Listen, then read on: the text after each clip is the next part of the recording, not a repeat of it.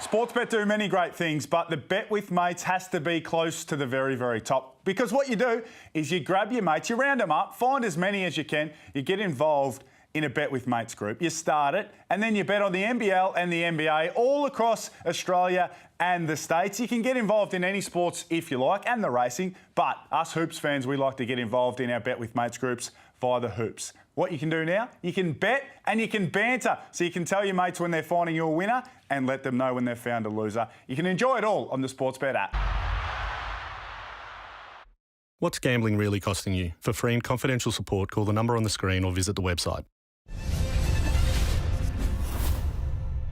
I think for me, the motivation going into every season is the same. I always try to be better than I was the previous season. I have a very strong relationship with Bryce. During the off-season, we spend a good amount of time talking about how previous years have been, moving forward, how can we get better, but then how individually he can keep improving. And also, as we got this roster together, he's always very mindful of how he fits the pieces and how can we get the best out of the other guys joining our roster. Many people gave the Wildcats no chance if Bryce Cotton is not on his A game. He wasn't quite on his A game in game one, and they still managed to get it done. 0 for 6 from the three-point line. Maybe 1 for 7 if we include the last second after the buzzer one. We'll include that one for him. But Liam, Damon, if the JackJumpers are going to win tonight and send this one to a decider in game 3, how do they do it? Well, the first thing is you've got to limit Bryce Cotton. Again, that's the first thing anytime you play against Perth. And this time they've got to shoot it better. You know, sub 30% from 3, that's not going to get it done. Well, have the JackJumpers need to win? You know what they need to do? The Jackie way. I was walking around looking in the foyer for a Jackie way t-shirt. I don't know where they at, but the Jackie way will be enough to get it done. Well, if they're going to do it the Jackie's way, I'm guessing the Wildcats going to have to do it the Wildcats way. But what do they need to do outside of Bryce Cotton going off for 40, which we are not writing off happening? It may be the death knell and he does that. But what do the Wildcats have to do to end this series right now and book themselves a championship spot? Defensive rebounding. That's been their Achilles heel all year. That was solid the other night, not great, but they've got to clean the defensive glass, and the supporting cast have to step up. It was Keanu Pinder, Ty Webster. Others need to be ready to fire.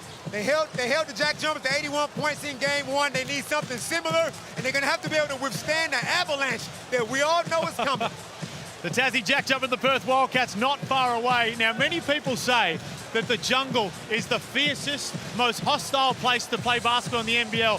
I believe that moniker was invented before they started playing basketball at My State Bank Arena, because you've heard it throughout the Coca-Cola pregame show. It is as loud as you will possibly get in this league. It's an incredible atmosphere. The JackJumpers had to put something out on their socials this afternoon saying, stay chill, don't go over the line, because they know this JackJumper and army is going to be fired up. This is like an experience. You can't even tell people about it. It would be doing it an injustice. You got to experience this. Well, the Wildcats, they managed to hold home court and take game 1. The JackJumpers, they're going to have to hold home court to send this one to a game 3 decider. JackJumpers, Wildcats not far away. Big crowd at RAC Arena. The atmosphere is absolutely phenomenal. It's Perth and Tasmania in front of the Red Army. First of the 3-game series between these two. But spins on Doyle, back out to Pinder, knocks down the 3. An early win for the Wildcats. Cats look absolutely in this game. McDonald finds Magnay underneath. Crawford starting to get busy. 2 more. It's been an arm wrestle. 24 apiece. It's exactly the way we wanted it. Shoot a little step back. That's nice. Blocked by Magnay. The athleticism, the timing. Fay up top. Big knockdown for Tasmania. Oh! Keanu Pinder brings RAC Arena to life. Disrespectful all over Marcus Lee. Wildcats are having a good few minutes here at RAC Arena. Great teamwork there by the Wildcats. Webster blocked. Magnay came flying in. Marcus Lee gets payback on Pinder. That one might have meant a little bit extra to Marcus Lee. I think so. Here comes Cotton. Defers to Sarr. 3 points the difference at halftime. Cotton a long way from the basket. Spins, drives, and scores. With 1 on the clock, Sean McDonald puts Tasmania back in front. Pinder's knocking it down from long range. There's the one bloke supporting Tasmania. Had the answers in the third quarter, the visitors. Here's Cotton, an important late bucket for Perth. Back-to-back threes from Jack McVeigh. And the JackJumpers are in the lead. They can sense that momentum is shifting in this game right now. 10 unanswered points to start the fourth. Perth has to find some answers. Pinder, he's been their sharpshooter all night long. His best three-point shooting night of his NBL career. The tension inside RAC Arena is palpable right now. Pinder, not again. Absolutely. Perth get the lead back. A bucket here makes things very hard for Tasmania. Webster must shoot. Does shoot. And buries the JackJumpers. They head to Tasmania 1-0 up. Oh, there's going to be a lot of emotion in game two. Tonight, the Tasmania JackJumpers, the Perth Wildcats, the playoff series. Game 2 starts now. Defend the island has been the mantra of this JackJumpers team since their inception, and that has never been more pertinent than it is tonight, with Tasmania's season on the line. Hello and welcome to Game 2 of the playoff series here at My State Bank Arena.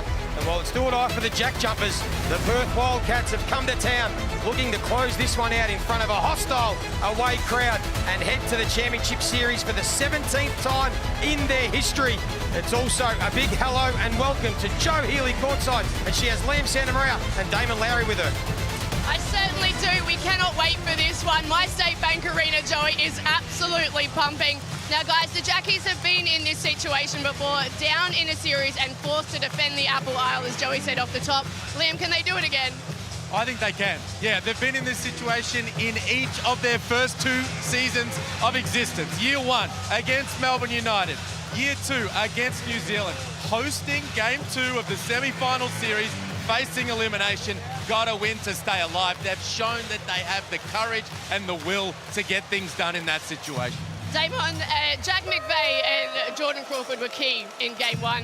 How important are they in this one? They're massive. Jack McVeigh coming off this all-second team NBL. Look at the numbers there. Jordan Crawford, the president of the Little Big Man Society with 19 points.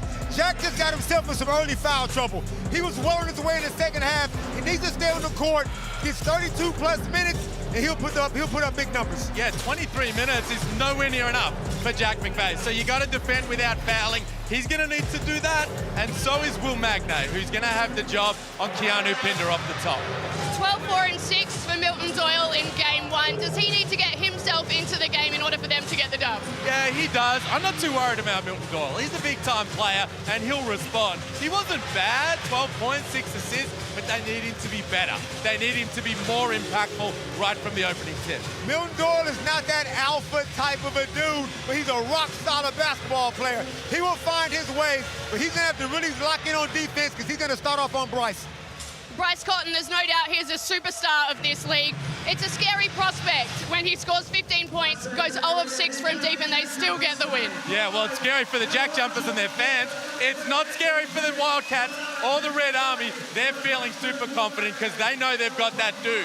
And I'm not talking about Keanu Pinder. I'm talking about Bryce Cotton, the 4-time MVP, and he's set for a big one. Bryce knows we don't have to go to Game 3 if we don't have to. If he can finish him off right here, I feel he's going to come out super aggressive. What about Keanu Pinder? Do the Jackies change how they defend him in this one?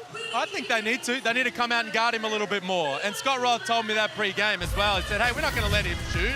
He knocked down 5 triples, and he's shown over the back end of the season that his stroke has been getting better. So he wants Will Magnay, Fabian Trislovic, and these guys to get out and contest.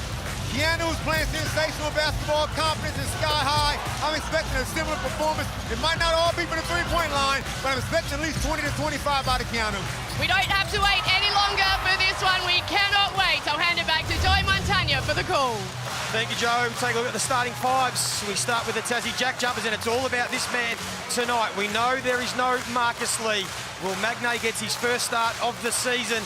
He signed that 2-year contract extension only a couple of days ago, and now he gets a big opportunity in front of his home fans. The last time he was here against Illawarra, he put up one hell of a performance. And for the Perth Wildcats, it's been pretty constant, this starting five, when they start their 14-3 this season.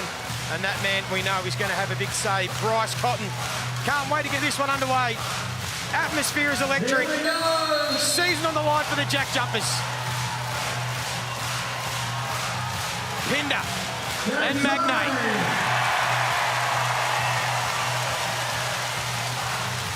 Here's Doyle. Doolittle's got the matchup on him. Crawford. He was busy in the first half in game 1. 13 of his 19 points. This is the man they want to get going. Doyle finds Crawford. Just can't get the first one to fall. And you can see the early matchup. Christian Doolittle goes to Milton Doyle. Milton Doyle's probably thinking, I need to generate some more buckets, but Christian Doolittle is no slouch on defense. Magnay admitted that he probably didn't pay enough respect to Pinder from beyond the arc, so he'll step out when he gets the chance, although they go to Doolittle. Going head-to-head with Doyle. Shot clock ticking down. Gets to his spot. There's Magnay. Smart basketball from the Wildcats. Go into Christian Doolittle in the block and put some pressure on Milton Doyle at the defensive end. And as prolific at the offensive end, Doolittle, in recent games. We're still yet to get a bucket. Crowd on their feet. Pinder gave up a good look. And this time puts the head down, draws the foul. Straight away, first on Magnay. And you can see, even though Keanu turned down that first shot, which I'm surprised at, considering he's shooting 71% from three, you see how well Magnay had to close out on him long on the second one. And then he just puts his head down, gets on the rim. And that's a problem for the JackJumpers. It's a foul on Will Magnay inside the first, 70 seconds. Pinder knocks that one down, and it's come from the three-point shooting in game 1. As you say, he comes out a step closer, gets blown by, and he picks up a foul. And a big focus coming into game 2 for the JackJumpers, the foul discipline. Gave up 32 free throws against Perth in game 1. They haven't lost the game this season, Perth, when they have at least 30 attempts. So they want to keep them off the line. Pinder made 1 of 2 and then gets the steal. Crawford tried to pinch it away. And they'll pull it out for Cotton. Straight up, draws another foul. And we speak about when Perth Wildcats get to the free throw line. Well, it's also when this man, Bryce Cotton, gets to the free throw line. When he has at least 10 attempts in a game, Liam, they're 10-1 this year, the Perth Wildcats. Well, they lead the league in free throw attempts, and this is a big reason why. Bryce's ability to force contact, sell the contact, get to the free throw line.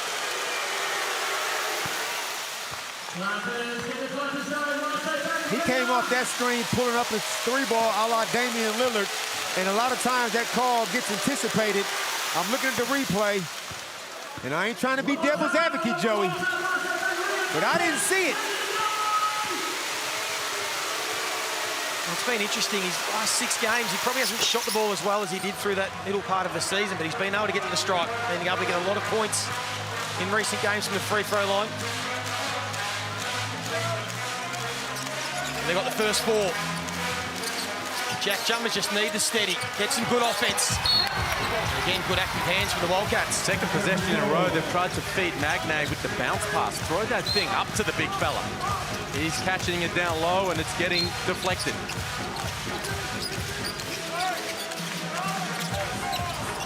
And another steal from the Wildcats. So they've been on defensively. Troubling Tassie, and then head down Webster.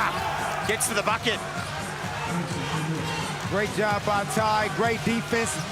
Perth Wildcats don't get the credit they deserve, how they defend. You can see right now they're trying to come out and set the tone early, and they already have. This is the man they want to get going, Milton Doyle. I know you said, Damon, they get the first bucket.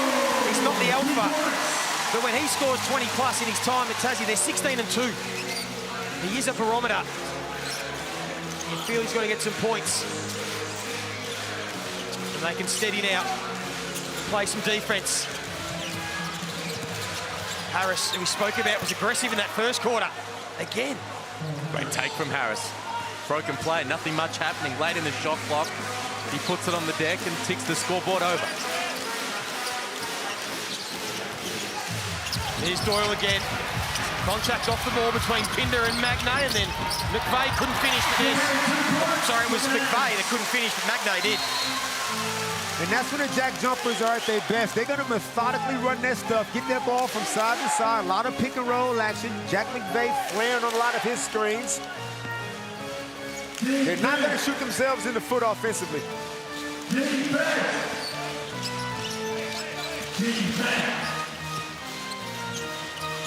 Went through their set, Harris. Again, Cotton pulls up. And this time he gets it to fall. And some ominous signs early.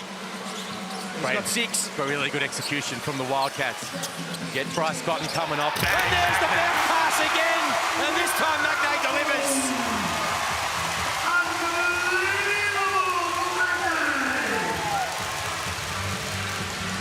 His presence around the rim is going to be huge tonight. And there's good defense from McVeigh. And again, it causes a turnover. Oh, man. Here's the finish from Magnay on the Harvey Norman replay. The pocket pass got through that time, and Magnay did the rest. Meanwhile, down this end, John really is apoplectic. He feels like the foul was on McVeigh. The whistle came out of nowhere for the travel, and he's furious, nose to nose with referee Chris Reed right now.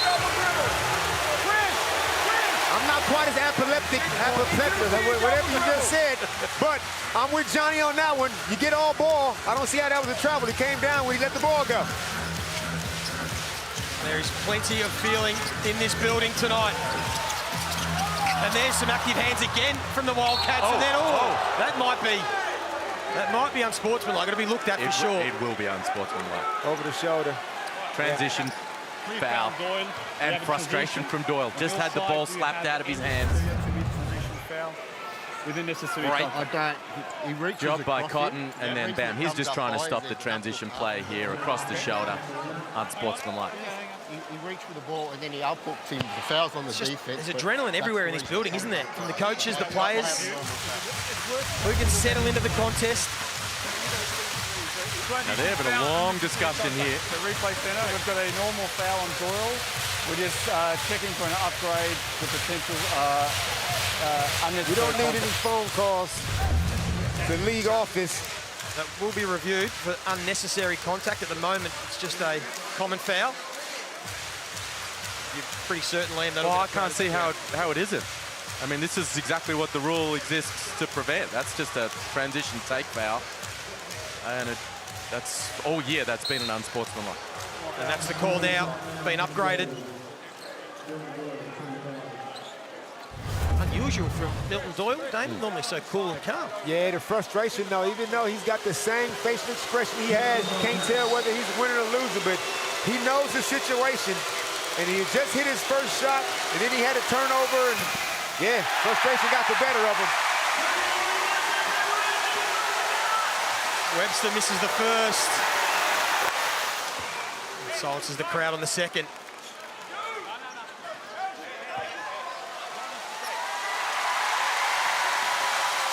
That's Jack McVeigh. He's trying to get the crowd to continue with the noise. Hard to hear yourself think. At My State Bank Arena right now. We get back into the action. Harris goes with the right. Couldn't finish. Now we get the own offensive rebound. Cotton looking to be aggressive in this first quarter.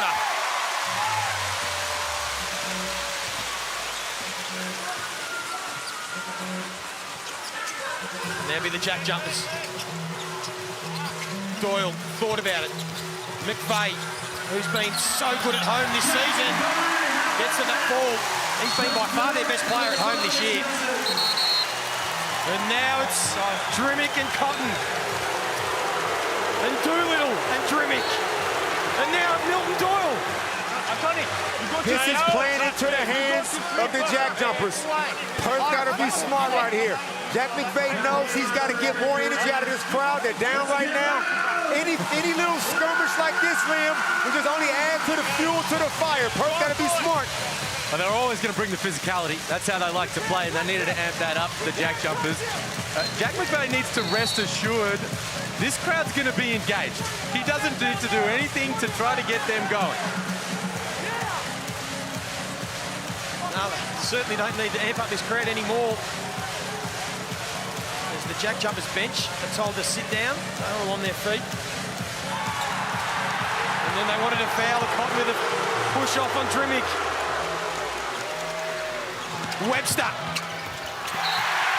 Good hands from Doyle. They keep possession, though, Perth. This is the epitome of electric, the atmosphere in this building. Sometimes that term is overused to describe what's taking place. Not right now. The challenge for the players is to harness it, but also stay composed, as now Cotton gets caught up in it with an offensive foul. Wow. And it was incidental. But that's the thing, though. You check out the replay. Anthony comes off, and Bryce, that little slap. It was just incidental contact, but. John really goes whack. Here's Doyle. And that pick and roll with Magnay now. Foul called him. Christian Doolittle. And this is what you were talking about, Damon. As the physicality and the shenanigans increase, it's just leaning in the direction of the JackJumpers. It works to their favour. A little bit of excessive stuff here from Doolittle. Just trying to work his way through the screen. Not a lot in it, but he picks up the foul. And the players are not the only ones completely amped up. The ref's going to have to just take a bit of a chill as well and not go for every little thing as Jordan Crawford tees one off, and he's off. And it's amazing Jordan Crawford's record at My State Bank Arena. It's not very good. Shoots under 30% from three-point range. Shoots over 44% when he's anywhere else as Pinder. Gets that to drop to the left hand. Great find from Webster to the rolling Pinder. Meanwhile, down the other end, Jordan Crawford. The JackJumpers need to get something better than that. That was an early in the shot clock contested three-point attempt. This time he puts the head down. Can't finish again. He said only 14.5 points at home. Averages 19.5 everywhere else. He's missed his first three shots. Doolittle again wants to go down low on Doyle, and the points are going to count. Until you have seen Christian Doolittle up close and personal, that dude is swole up. He's bigger than what you think he is. And Milton Doyle, as good as a defender as he is, as he checks out with his second foul, he got problems right here with Christian Doolittle on the box. Well, it's got to be a double team. He can't handle him down there one-on-one, single coverage. Will Magnay didn't want to come off Pinder because of the threat of the three-point shot. And as a result, it's an and one opportunity. And all five starters for the Wildcats have got points very quickly. Down to a 9-point lead early in this first term. Got plenty of energy about them. McDonald checks into the game. Gets to the free throw line. Gets the ball. What a luxury to have, bringing Shawnee Mack off the bench. Instant poise, scoring ability, rock solid on D.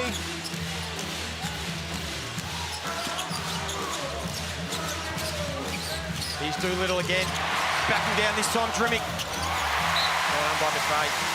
That time Magnay comes down and helps a little more, with a little bit more urgency. Able to impact the ball. Good hands from McVay. 2.6 on the shot clock. Let's go to my state bank arena. Defense!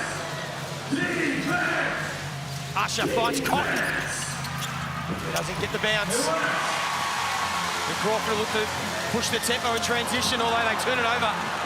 And they've got a 3-on-1, and off the ball. Big collision between Pinder and Magnay, who's slow to get to his feet. And Cotton, as good a look as he will get tonight. Couldn't get it to fall. And there's action happening everywhere. Can we have a discussion instead of yelling at me? Okay. That baseline angle will show us. And Magnay tangled himself up there with Pinder. Nothing in that at all. Good call down the other end. McVay over the back. The official found it, and Pinder's going to go to the stripe. This has been the absolute perfect start by the Perth Wildcats when you are on the road in a closeout game. You got to get off to a good start defensively. You got to take care of the ball and just be efficient on offense. This has been a sensational 6.5 minutes from the Wildcats. Of course, remember the Harlem Globetrotters coming out. Global tour, all the fun and extreme basketball coming to a city near you. Get your tickets www.hg2024.nbl.com.au. It's now 10 free throw attempts for Perth in the first 6.5 minutes. Meanwhile, the Jackies have not been to the stripe once. They get a good set this time. Again, Crawford. It's going to be a goaltend. And in saying that, I'm not talking about the officials. They're making good calls. I'm talking about the defense from the JackJumpers, a little bit behind the play. The execution from Perth has been on point, and offensively, the Tasmania, they need more attack on the rim. Wagstaff into the game for the Wildcats. Here's Pinder. Again, gave it up after going 5 of 7, game 1. Usher. Not sure why he's getting the booze, but he gets it to fall. Liam, that's the one thing about the way the JackJumpers defend this ball screen. Jordan misses another. Is when they get the ball out of Bryce's hands, he's reversing to aggressive guys now. And they're attacking the guys off the dribble and closeouts, getting themselves some good looks. Usher pulls up from the long way outs. Steindl finds Crawford, kicks it out. McVeigh going to draw the foul, and that will count as well. And that gets the crowd going. Good attack from McVeigh. That's what we're talking about. You need to put some pressure on the defense by attacking the rim. The shot fake here from McVeigh just gets Wagstaff to bite a little, and the concentration and focus to finish off the glass. And Jesse forgot. He's not putting that ball back down. You got to foul him a little bit better than that to avoid the and one.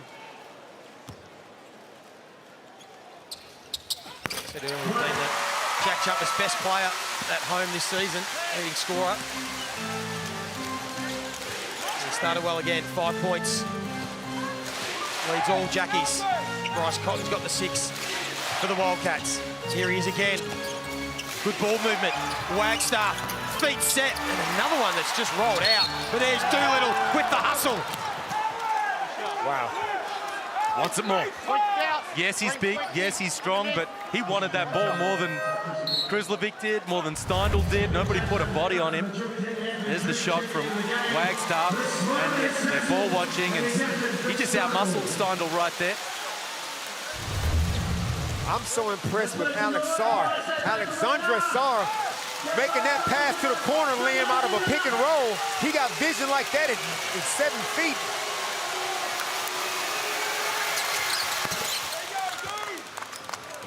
Doolittle got 6 points, as I mentioned it. Struggled offensively in the last 3 games, hasn't had big numbers. Now what a valuable he is to this team. He's been good offensively.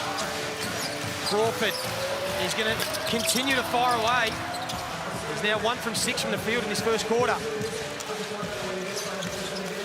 And they see the biggest mismatch that you'll see in the NBL, Sarr and Crawford. And you'll get to the free throw line. I think that's the definition of a mismatch. Just a little bit. Was he giving up 2 feet? And this is where Marcus Lee sitting on the sidelines is an issue for the JackJumpers. Yes, he caught Crawford in transition there and sealed him up as Alexander Sarr knocks that one down. But, you know, they're missing previously it was 40 minutes of rim protection. Lee and Magnate, one of them on the floor at all times. And right now, they just don't have that. Wagstaff. 4. That's on Wagstaff for a hold.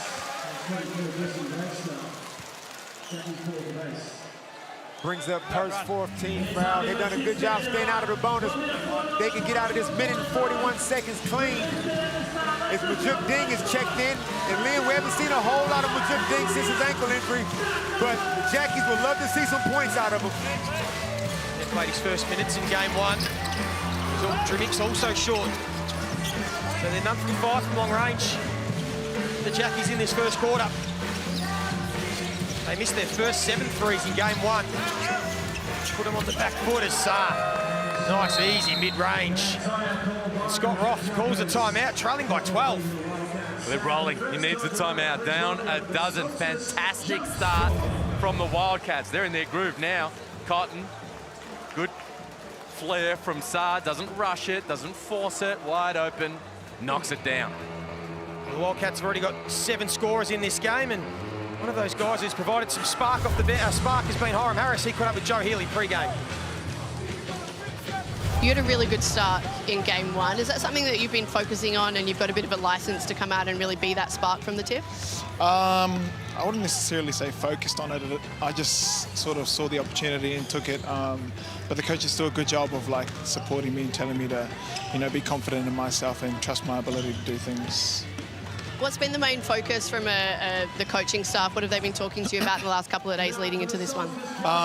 We don't necessarily want to change a lot of things. There's just a few little things we want to tighten up, especially like on the O board. I know they had a lot of offensive rebounds, and with their bigs being so good at crashing, I think that's something we can work on and be better at this game, and just like pick up points on defense and just little small things, nothing too major. Hiram's been sensational. His stats are never going to jump off the page, but what he contributes to this team, he's a better scorer than what you think he is. He defends, he does all the little things that help this team just function. Now, every time Bryce has come out these ball screens, it's now 4-on-3. And those backup dancers, with all due respect, they balling, Liam. Yes, sir.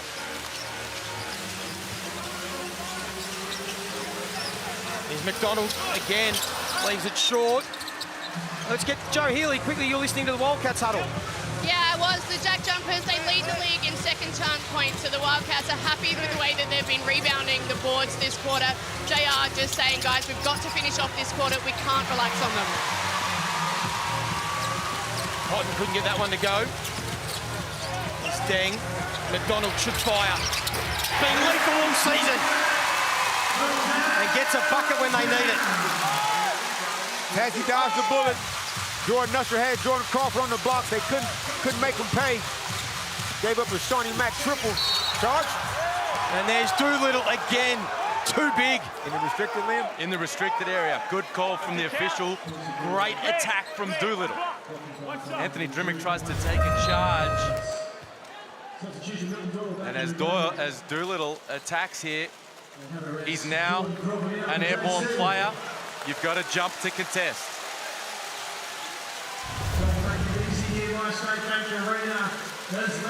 Only averaged 6 points per game his last 3. Doolittle is on track to get his 9th in this first quarter.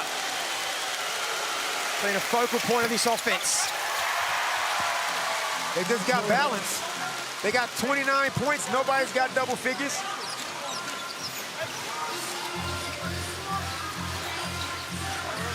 Doyle back into the game.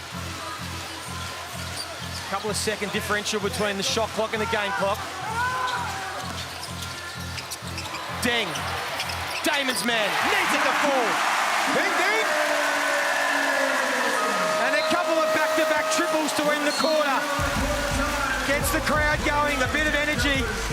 And the Jackies look to settle into this contest as Perth are in control. They lead by 8 at quarter time.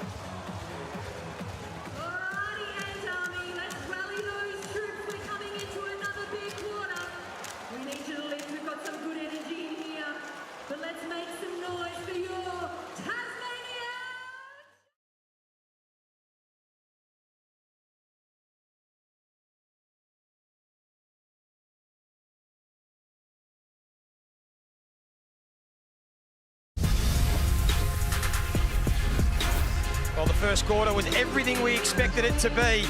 There was energy, there was adrenaline, there was a bit of spice, and there was plenty of action. And it was the Perth Wildcats that settled into this game the better. At one stage they led by 12 points, and in quarter time they lead by 8. Thanks to back-to-back triples from McDonald and Deng.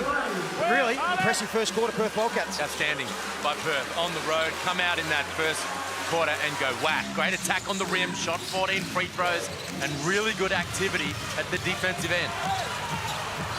Harris, also a bit of patience. Once again, out of the ball screen, Bryce makes the extra pass and Hiram attacks. 4 against 3, he attacks, keeps his dribble, he's consistent, he's committed to scoring, making something happen. Doyle, the lob to Magnay, met at the rim by Sarr. And then pushes the tempo, wanted to get it back, well done Deng.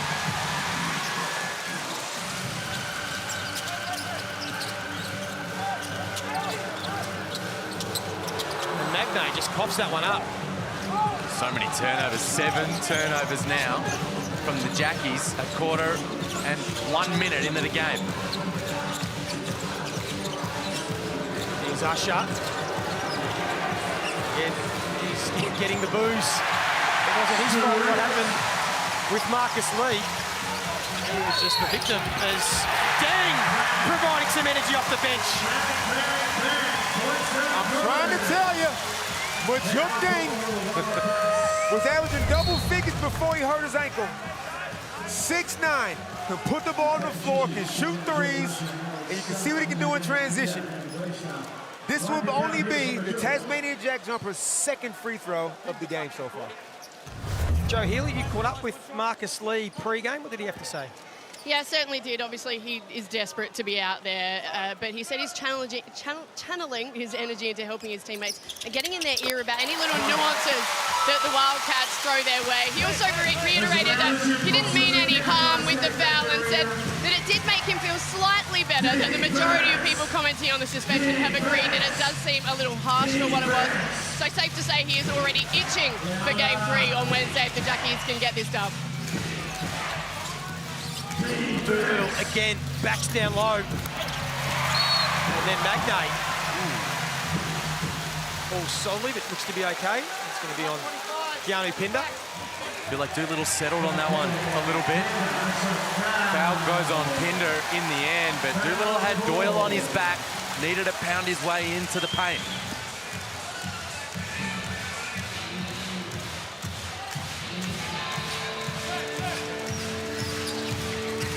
Doyle pulls up, get the friendly bounce, and get the offensive board.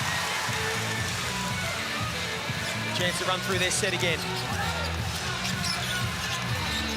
Likes the matchup on Harris, puts on the moves, and all class from the smooth moving Milton. That is so tough. The crossover was silky smooth. Got him the separation and then the hang for the finish. This is the closest they've been since early in the first quarter, as again Cotton goes with the better option. Harris to Doolittle, and another chance for a three-point play. Once again, good ball movement. We checked the Harvey Norman replay, and we watched Milton Doyle give him the, here it comes, the inside out, left to right cross. Takes the bump and hangs. Doyle know who he is.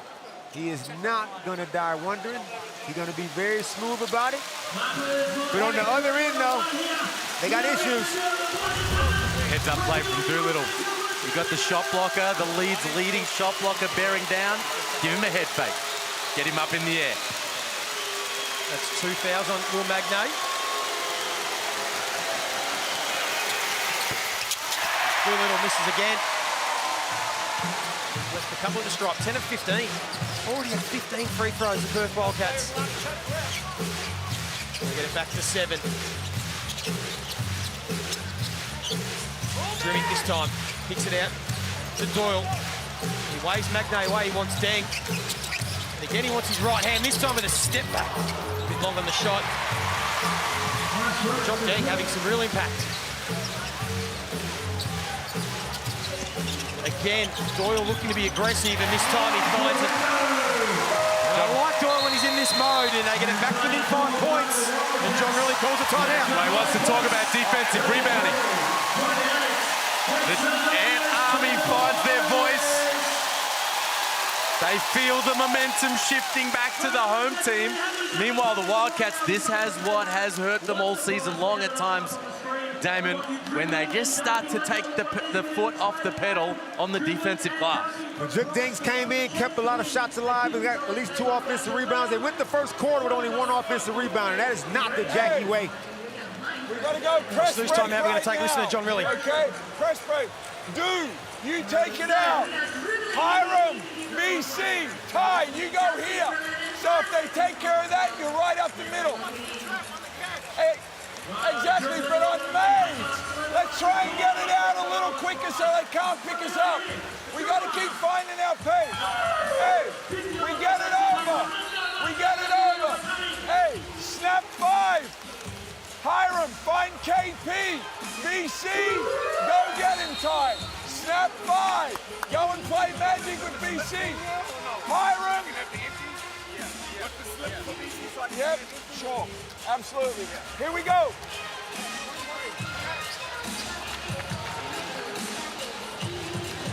Well, he got them all on the same page, certainly at the offensive end. Shocked to hear him not address the issue with regards to the defensive rebounding. There is Marcus Lee getting amongst the fans. Little selfie mid-game.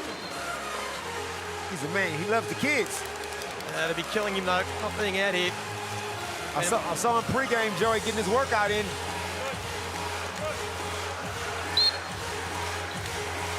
Pinder comes back into the game. Magnay's got that matchup, and they're just shoving each other around a little. Magnay's got 2 fouls, and so does Milton Doyle. Here is Pinder. Cotton.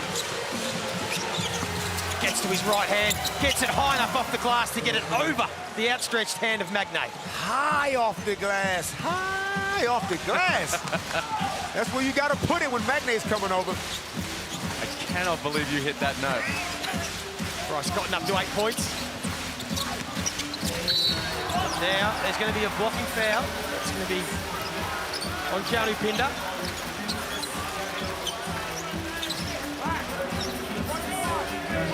That's his second as well.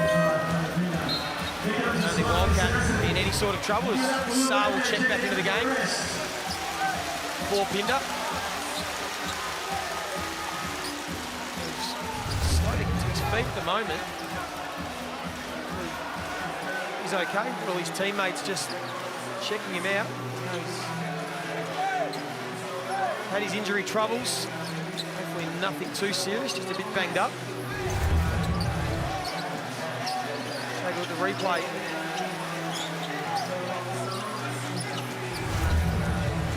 One of those fouls that he didn't need.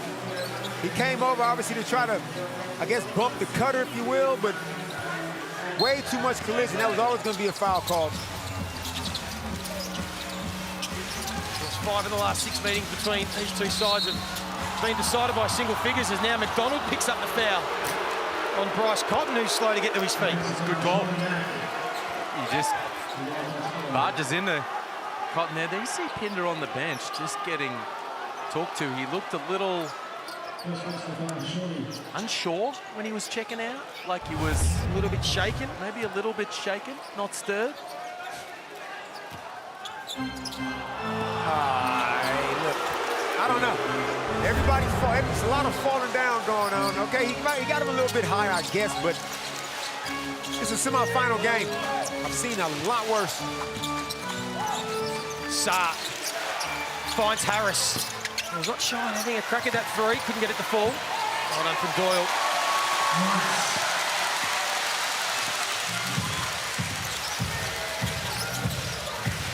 He's Drimmy. Doyle, catch and shoot, and fires. They're just starting to find their rhythm a little offensively now. Meanwhile, for the Wildcats, things are just starting to dry up. 1 of 9 from long range. 10 points to 6 this quarter in favour of Tassie, as Harris is going to fire away again. He's got the momentum here, the JackJumpers. Doyle looking to be aggressive. He's got Saar. Now Drimmick puts head down, kicks it out. Deng provided some real spark off the bench. And John really wants another timeout.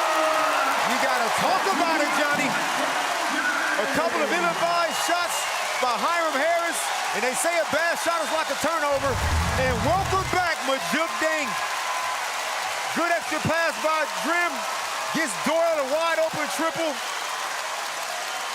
Penetration once again by Drim. And gets Deng another triple. And just like that, Liam, it's a one-point game. You can feel it for the Jackies at the offensive end. All of a sudden, the ball's moving. Guys are cutting, and there's player movement, ball movement. They're getting through their stuff. And as you say, two really good attacks from Anthony Drimmick. Penetrate and pitch, find the open shooter on the arc. 9 points on 3 of 3 shooting from Majuk Deng. His first few minutes in game 1. Hadn't played since round 12 with that ankle injury. And he's provided some real punch off the bench, which was an issue for them off game 1 as Hinder still looks like he's not feeling well within himself. So this could potentially be a big story. We'll get Joe Healy to keep an eye on it and see if she can find anything out. But he does look quite distressed on the bench. If we take a look off the ball, it didn't seem a lot, but I didn't see anything head high. And he was obviously on his feet, so whether a bit of sort of a whiplash motion or something, but he's certainly not looking well. We will get down to Joe Healy courtside. Joe, have you got an update on Pinder? A semi-update. You mentioned whiplash. It does look like he just had the wind taken out of him. Hard to tell right now, given the body language, everything. I'm trying to get in touch with their trainers, but hopefully, judging by what I've seen so far, we should see him back out there. He just needs a few minutes.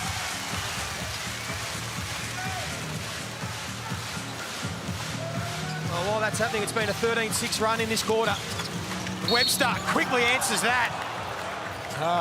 This is what he provides. This is what John really loves about Ty Webster and why he feels they're a different team when he's in the game. The ability to push the tempo and attack off the bounce.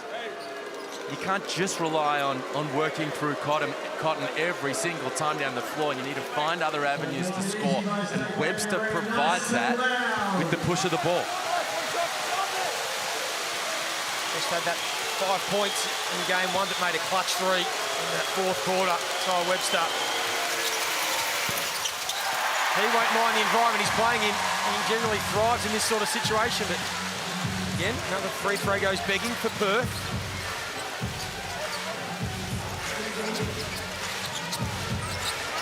Doyle. Wide open Drimmick. Really disappointed he misses that, but they get the offensive boards. Way down McDonald. And oh! Well, I have to get Damon Lara to explain what was going on there. As Saar at the other end, he almost tried to throw that down over Drimmick. Good Lord. Oh, they were both thinking the same thing. Look, Saar and everyone runs out to contest an open rebound, and Drimmick and Deng get in each other's way. Oh, a shove from Usher underneath went uncalled. And while all that was happening, the 7-foot Frenchman was on the other end, getting an easy deuce. They get it back to 5. Crawford back in the game, been struggling to find his range. Drimmick takes a quick little look at the shot clock, and then Webster gives up a cheek foul. Out of all the matchups on the floor right now, Liam, which one do you like the best for the JackJumpers to attack? Well, I always like Jack McVeigh. And I like the idea of getting Jack McVeigh pick and pop action, force Magna to come out at Wagstaff, to have to come out and guard him on the perimeter. Crawford going to continue to be aggressive and just continuing to struggle offensively at the moment. Cotton pulls it out. Likes the matchup on Deng, and that's why. So easy, Bryce Cotton. So quick. He's into double figures. Defensive transition is an issue right now for the JackJumpers. On every miss, Perth was getting out running. McVeigh, again, when they need some points, provides it. This is where he becomes such a difficult cover because he can shoot the three and you've got to come out and guard him. There he is on the attack. Webster with the threat of the three, the over closeout, and he's able to work his way to the rim. One bonus, guys, one shot. Bryce Cotton picked up his second personal. Everybody clap your hands. We'll tick inside 4 minutes in this half. Perth have led by as much as 12 in that first quarter. Tassie got it back to within one, and now Cotton is going to be fouled again. And that's a big call because it's on Will Magnay, and that's his third personal. All the little guards out there. You got to be able to split a ball screen. Biggs jump out there aggressively to show. Magnay jumps out. Bryce throws it at his shoelaces. Gets Will his third foul. Meanwhile, fellas, Keanu Pinder really does not look right. Look down the end of the bench, he's sitting, see all those red polos? That's the medical stuff. He's sitting behind all the players right now, alongside the medical staff. The Sark can't finish. Foul's going to go against the JackJumpers. Let's get back to Joe Healy. Joe, you got any more of an update? Yeah, just as Liam suggested, the medical staff there being very protective of Keanu. As you can understand, they have just told me, though, that they are not looking into concussion protocols.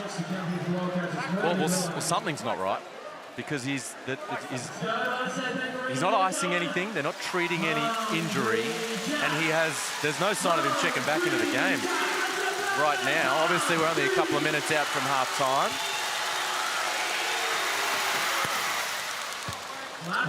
I might ask him myself when he walks past it to have. Perth are doing a good job weathering this storm. And believe me, it's a storm in here, too. That is a nice 7-point lead with 3.5 to go. On an 8-2 run since the JackJumpers got it back within a point. Got some of their bench out here. Chris Levick. Nice touch. Great pass by Shawnee Mack. Way to turn the corner. Nice pocket pass.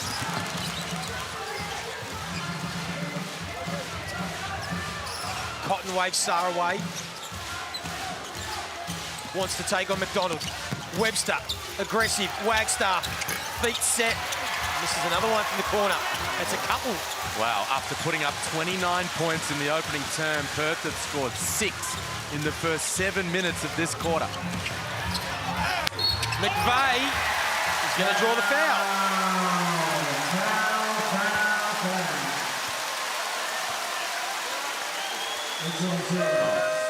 Excuse me on those numbers. Oh, the box score in front of us is frozen. Our screen's frozen. Not representative at all. Clearly, they've scored 14. Meanwhile, John Riley here, getting his support staff to quickly look at that play. They're not going to challenge. Ty Webster is hotter than fish grease right now because he can't believe the ref could actually see through people to make that call.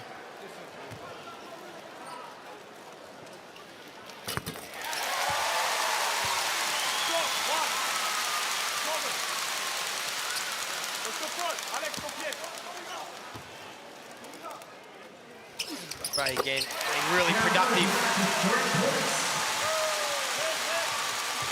Having another good night, Jack McVeigh. Now Tassie try and see if they can get a stop. Cotton off the screen. Bang! That's tough. Shawnee Mack is getting as physical as he's legally allowed to do, and Bryce just runs off and just turns and shoots a 3-ball. Nothing but cash. I mean, looking for his shot in this first half tonight is Bryce Cotton. Chris Levick couldn't get that one to fall with the left hand. He's going up, Liam. And Cotton is starting to run rings around them. Another 2 and a chance for another 3-point play. He's got that look in his eye.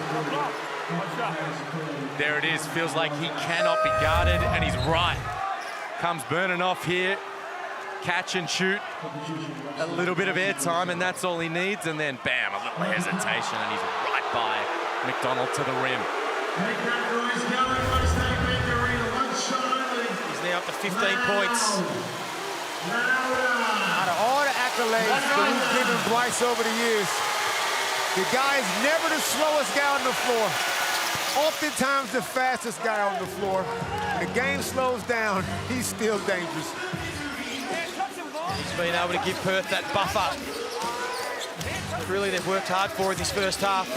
As this might be another turnover, it will be, although Doolittle was first to the ball.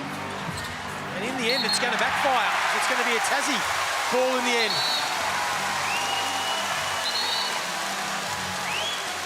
And if Christian just lets that go, it's a backcourt violation.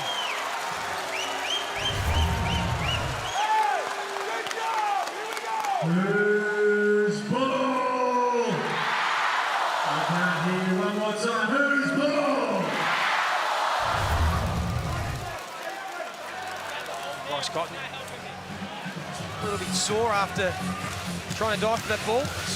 Sore bodies out here. It's been a physical contest. Corey Webster now checked into the game for some first half minutes. The scout work from the Perth Wildcats assistant coaching staff is on point right now. We have a front row seat to it. Obviously, they've gone through all these. The JackJumpers run so many different plays. Their playbook is extensive. They do such a good job of executing. So they've gone through all this stuff, the Wildcats, and the assistant coaches up and communicating every step of the way, keeping everyone locked in to the coverages. Here we go. So the shot clock, just noticed, is it going to be at 7? So they're going to have to get it moving, which is fine by Crawford. Krislovic, Saar. Great defense. Alex Saar just makes you think about things, don't he? And then this time, Usher with the athletic play. But Tasmania call a snooze timeout. And all of a sudden, back up to an 11-point lead. The impact of Saar defensively. Comes across to help, recovers, and Krislovic says, oh, I'm in trouble here. There are some more NBA scouts in the house tonight, Liam? Yep, for sure. They're here, they were in Perth, they've made their way down to Hobart. Representatives, it's interesting, representatives of a number of the teams that are kind of low on the standings right now. Teams that are highly likely to have a pretty high pick when the lottery takes place, and they're getting a good look at Alex Saar in a big situation. I mean, what's not to like about Alex Saar? I mean, this is a semifinal closeout, potential closeout game on the road. He's barely old enough to get into a pub, and he's in here playing solid defense, changing shots, running the floor, making the extra pass, as if this is just what he does. Does not seem rattled by it all by the moment. And with this mysterious situation taking place with Keanu Pender, they're going to need him not just to be good right now, but throughout this second half, by the looks of things. They've met 4 times this season. Perth have a 3-1 record. All 4 games have been won by the home team. But Perth have been able to just absorb the crowd noise, adrenaline early. Put together a really impressive first half. Small lineup for the Jackies. No Magnate or Krislovic. Majuk Dang at the 5. Rock just trying something different. Steindl turns 35 in a couple of days' time. He's on the floor. McVeigh. Baseline, just long on it. And here they go again, the Wildcats in transition. Usher! Oh! And that was wonderful defense from McDonald. The Perth bench can't believe it. And then McVeigh gets fouled. Oh, hits his head. Hits his head. And another sore body. He's going to be slow to get to his feet. Harvey Norman, if you're in the building, we're going to need to see Shawnee Mack's defense right here. He went upstairs, he might have caught him on the way down, but he did enough. That's good D. That's what you're supposed to do. Jackie, everyone. verticality in effect, and you see the foul down the other end, and McVeigh, he's in a bad way. He fell wrong. Like, he just, like, Christian Doolittle didn't hit him in the head. The way he fell, then he just... But did he hit his head on the hardwood? Oh, yeah. Or? Yeah. He threw his head back.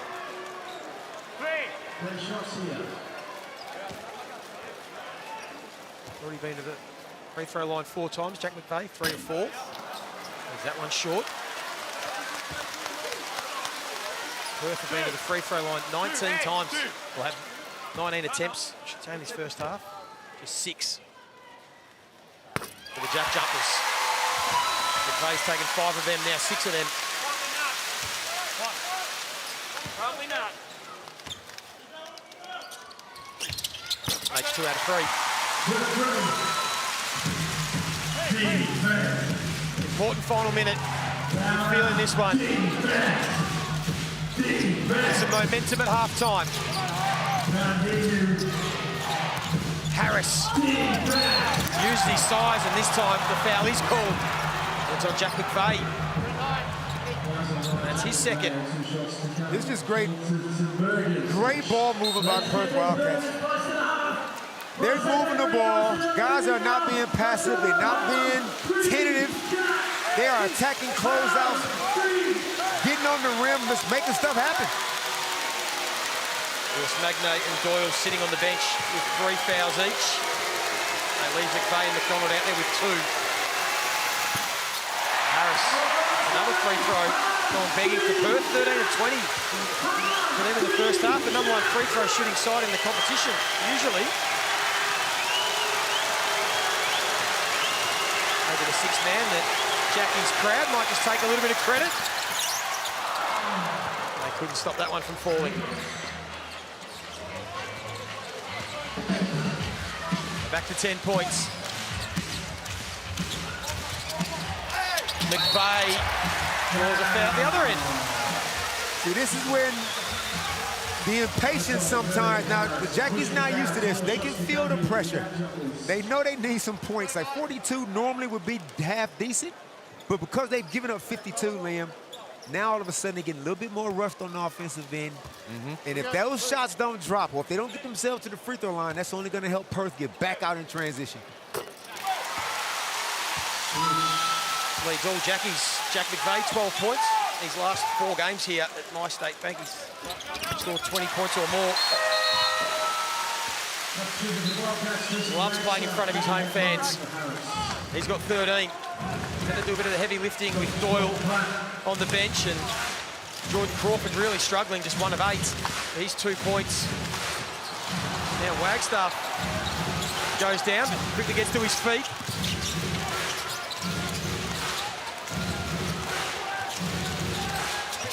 And now Cotton. He's got that look in his eye. He's had it all half. Goes to work with defence in the Jokdeng. Crawford will pull it out, and they'll take the last shot of the half.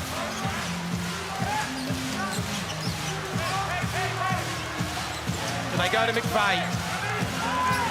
McDonald's waiting in the corner. Finds Steindl. That's as good a look as you'll get. And that is a really positive way to finish the half for the JackJumpers.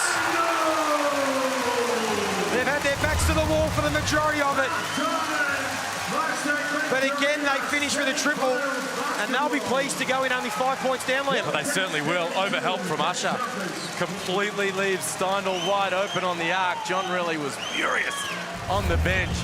Each of the quarters so far, the Jackies have finished it with a buzzer-beating 3.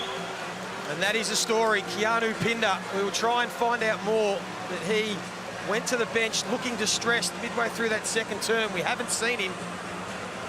That is going to be interesting, but we'll get down to Jo Healy, who has Christian Doolittle with her. I certainly do, Christian. A great start by you guys, and then the momentum swung a couple of times in the second. Talk me through that first half. You know, it's a competitive game. It's going to be a game of runs. We were able to draw a lot of fouls and get to the free throw line. We just got to be able to close out the rest of the game. What's going to be the message from JR in the locker room? Shit, keep playing. Keep playing hard. You know the personnel. You know, we can't give the shooters easy looks like we just did, but otherwise, keep playing our game. Best of luck for the second half. This is playoff basketball at its best at My State Bank Arena. It's half-time. It's Perth leading by 5. Damon Lowry and Liam Santamaria will take you through it right after this.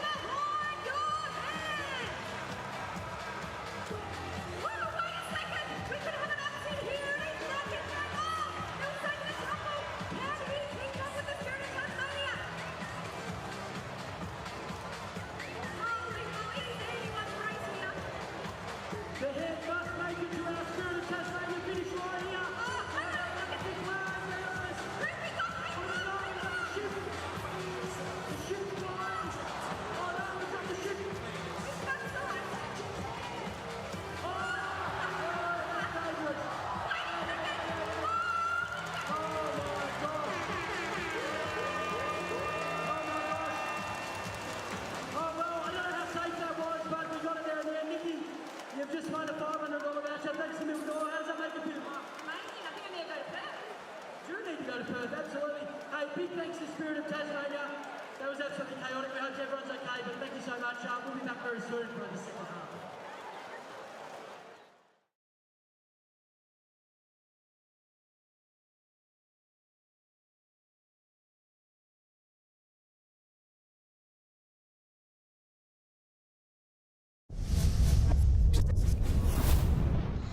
Jack McVay is amazing. When I first got here, you know, he was so enthusiastic and all the time, and it was like, is this really who you are? And then, but as you get to know him and find out just being with him every day, and his energy is so contagious, it's a joy to be around. Credit to him, like, you really see him enjoy basketball. I mean, there's times where he might feel like he played bad one-on-one defense, and he would tell me and Milton, hey, I'm guarding you guys at the practice on one-on-one. I'm only playing defense. You guys work on your stuff. I just want to get better on what I want to do. Always want to put the work in, and you can tell that he really enjoys about being better. And what can I do better about this? What do you see with this? And it's not just him asking, but he's really listening and taking it in to try to improve his game. Yes, Jordan Crawford there on Jack McVay, the happy assassin. He's got 13 points in the first half, but it is the Wildcats leading by 5 at halftime. Joe Healy, Damon Lowry and Liam Santamaria with you guys. Let's get straight into the stats here. Gents, what do you read into that? I tell you what, the turnovers is not right there on the sit, but I have it in my hand right now. The JackJumpers had too many turnovers in that first quarter. They did a better job in the second quarter, but here's look the free throws, Liam. Perth Wildcats at the free throw line double the amount of times that JackJumpers are. Yeah, they're attacking the rim, they're putting pressure on the defense, and the Jackies are going to need to do a better job. Defend without fouling, because if you send them to the free throw line that many times, they'll tick the scoreboard over. Let's take a look at the Hungry Jacks halftime highlights. Someone who came out firing in this game was Christian Doolittle. So happy with Christian Doolittle's game. He's so understated, Seeing his body work down here, Milton Doyle, as good a defender as he is, he's just not strong enough to deal with Christian down there. He's being aggressive on offense and fast as well. He's just a very unassuming scorer, defensive player. Doesn't probably get the credit he deserves. He's been very effective. Yeah, you're right. It's underrated how important he is to this team. Of course, he's got the matchup on Milton Doyle the majority of the time down the other end, and his strong work at the offensive end was key in this first half. You see his Blackmore's shot chart. Look where all the green dots are. He's getting work done right around the cup. 4 of 6 from the field, ultra efficient, and he's in double digits. What about his superstar teammate Bryce Cotton? He had 15 in game 1. He has 16 already at halftime here. He is just going about his business. Bryce Cotton loves these moments. He's not worried about the other day. That's the past. He's coming out aggressive, but he's not taking bad shots. He's taking what the defense gives him. When he gets out in transition, he's lethal. He's got 3 steals too. His defense is going unnoticed. But he is just an efficient assassin, and he stitches the moment. He doesn't want to go to game 3, Liam. Oh, he certainly doesn't. He's running him ragged. And McDonald, Doyle, Grimmick, Crawford, everybody's had a go trying to guard Bryce Cotton so far. 16 first half points.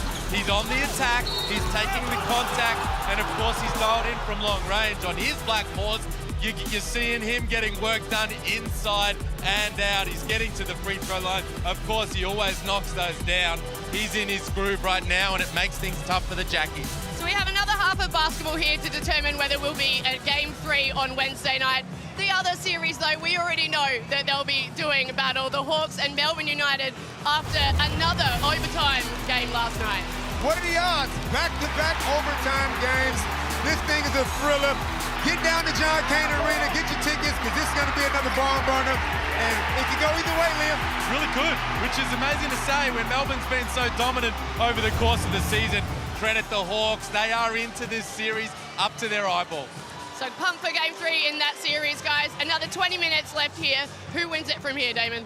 Oh, man, why you put me on the spot, Joe? You know what? I'm going to ride with this Tasmanian crowd, this Ant Army. They're going to get them up. I feel like the best is yet to come.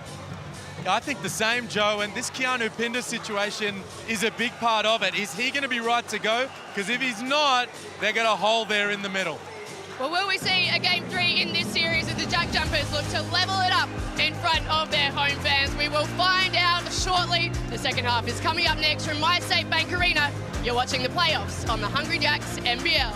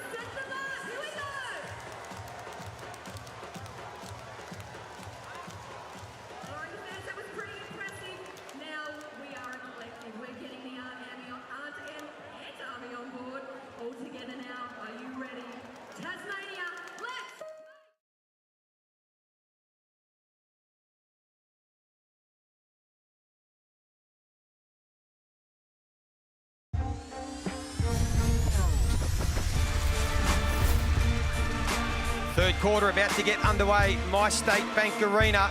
But it's this incident that is causing a bit of a storyline here. Keanu Pinder just ran into Will Magnay. He got to his feet. And then if we just continue to watch him here, he just goes back down on his haunches. And we have not seen him come back into the game since. We're trying to find out a little bit more about what the situation is. It does look like he's going to start this second half, so that is some really positive news. It is good news. It's very good news for Pinder. It's interesting. You watch that play, there is a glancing blow, a glancing contact of heads between Pinder and Magnay. He clearly wasn't feeling good after it. We saw him walk past the bench. He wasn't feeling good. He sat out the rest of that second quarter, but now he's back out there. Yep, good to see him back out here, because who knows what happened down there. It's just such a bang-bang kind of a collision. But, yeah, you 20 minutes away from a grand final.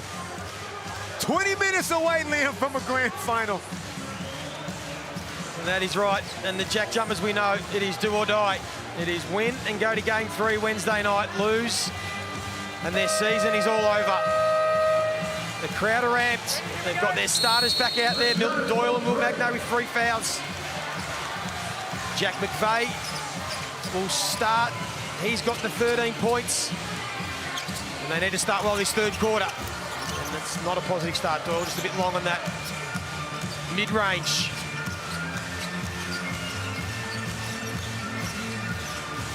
They were able to get within 1 point in that second quarter. They found some momentum, but Perth were able to steady as Cotton again draws the foul and again gets it to fall.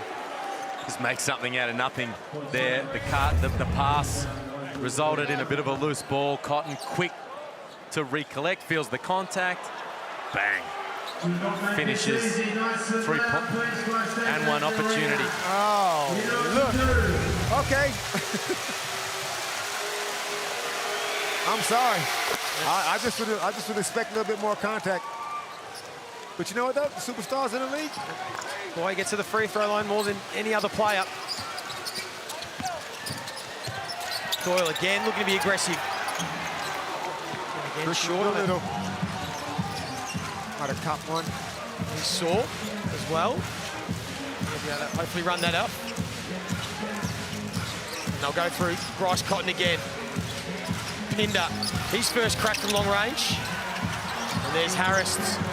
That's what he does so well. And a chance for Cotton for some second chance points. This time the up and under with the left. He's feeling good. He has 21. And he silenced this crowd here at My State Bank Arena. So fun to watch the super duper star do his work. Meanwhile, Hiram Harris, you've got to block that guy out. So important to come up with these extra possessions that he's providing for his team. Magnay. Did well not to travel, thought he was fouled. They've got to get the ball into the big man. 6 points for Will Magnay. Without Marcus Lee, he's going to have a huge second half. Pinder going to try his luck again. Hasn't found the range that he had from game 1.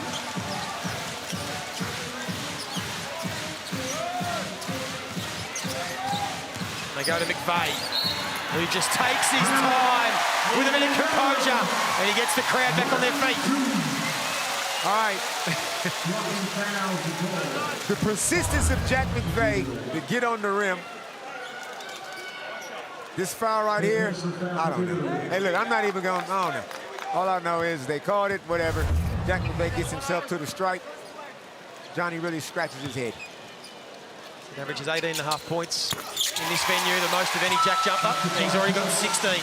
4 of 6 shooting, 8 of 10 from the free throw line. Highly efficient, and they've needed every single one of them. Harris picks it out. Doolittle, who was aggressive in that first quarter. 9 points. Decides to kick it out to Cotton. He waves Doolittle away and tried to thread the needle. 3.6 left on the shot clock. The presence of Will Magnay inside the paint a couple of times. They get it in, they look to attack, and Magnay is right there. He needs to stay out of foul trouble because they're a different defensive team when he's out there on the floor. There he's again with the hands. Now 2.6 left on the shot clock.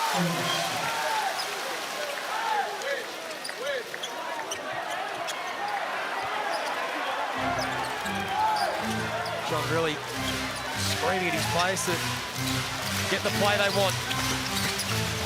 The Webster baseline. Good defense from McVeigh. And now they're off in transition. Goes himself. Why not? He's got the hot hand. Be able to go coast to coast as Jack McVeigh brings up his 18th point. Right down, whack. And there's Cotton. Every time he just silences the crowd. Grimm got hung up on the screen just then, and Bryce needed no more than a split second to raise up, make him pay. And Doyle gets to his spot. The trading buckets to start this third quarter. They're getting deep in the paint. The Jackies, McVeigh, now Doyle. Wildcats need to sit down and stay in front of their guy.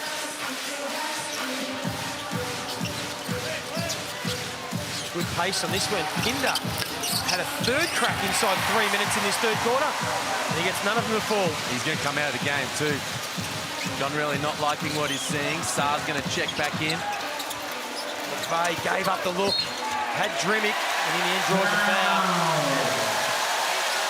Hey, we sing the praises of Bryce Cotton, guys, but look at the work from the teammates.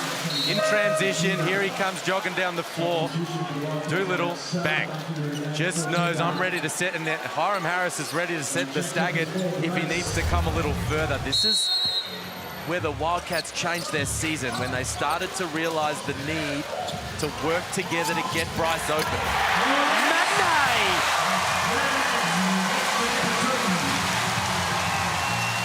Just like that, two-point game. Jordan Crawford turns the corner. Nice lob to Magnay. We normally see 3 to 4 of those a game.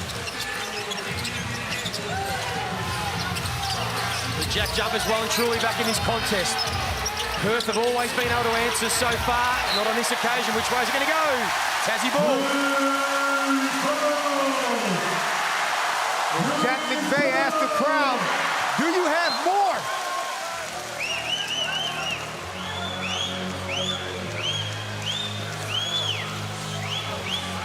Energy's lifted from Tassie in this third quarter. Crawford's the one that hasn't been able to get going. This is the man that has been. Not on that occasion. And now, Webster thought he saw a lane, but just had a little fumble. Good help defense from Drimmick. This is better from Tassie. But this has been the man they can't stop. Saar. On the floor, won't be a shooting foul. Wild scramble. Valley's green, Hiram Harris, smart play from him to bring it out. Comes uphill and sends Bryce Cotton downhill, going the other way. Like you said earlier, Liam, the presence of Will Magnay made Hiram Harris change his mind.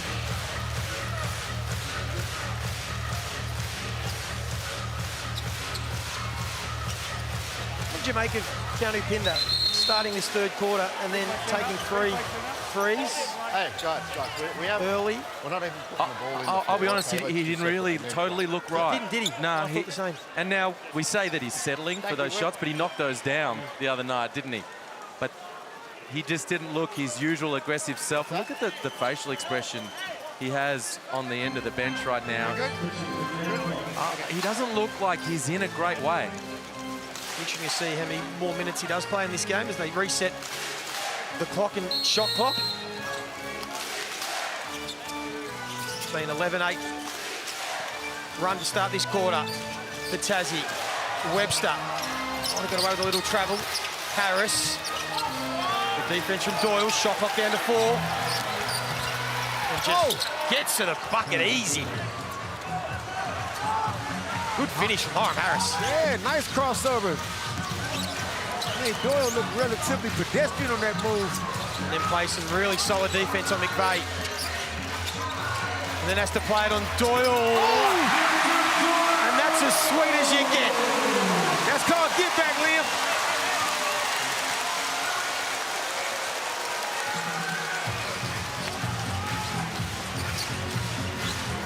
Here's Saar now looking to be aggressive. Good defense from Jack McVeigh, doing it at both ends of the floor.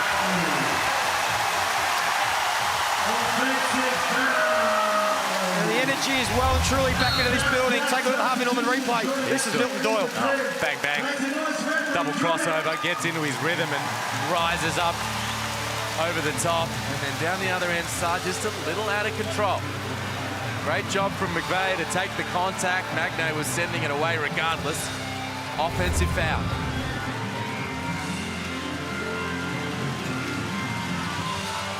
Feel the momentum has shifted in this third quarter. Crawford finds Doyle in rhythm.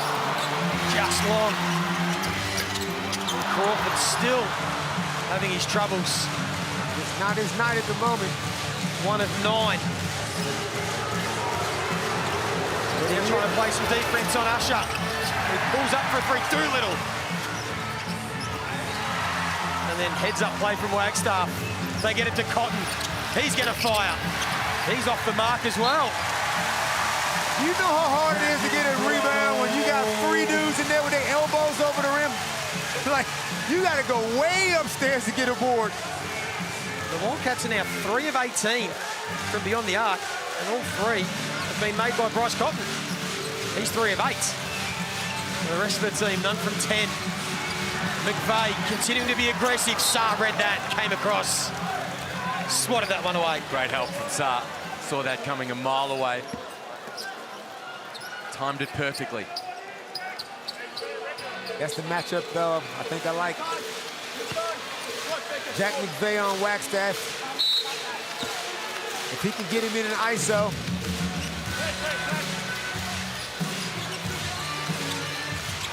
They go back to McVeigh, who again puts the head down, but there's Saar, the length.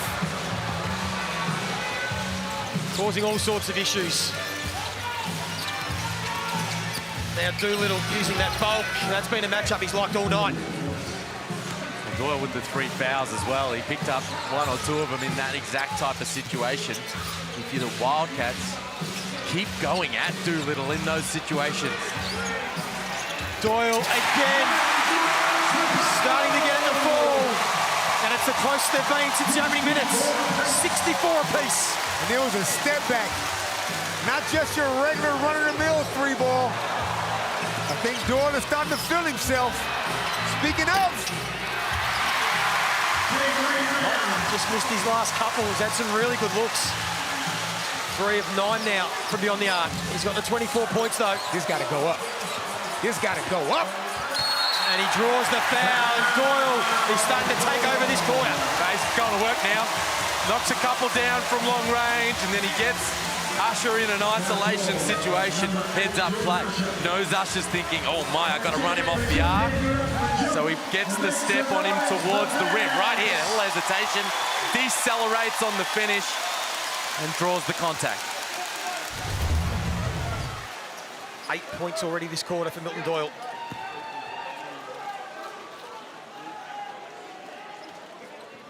JackJumpers have to win this to force game 3.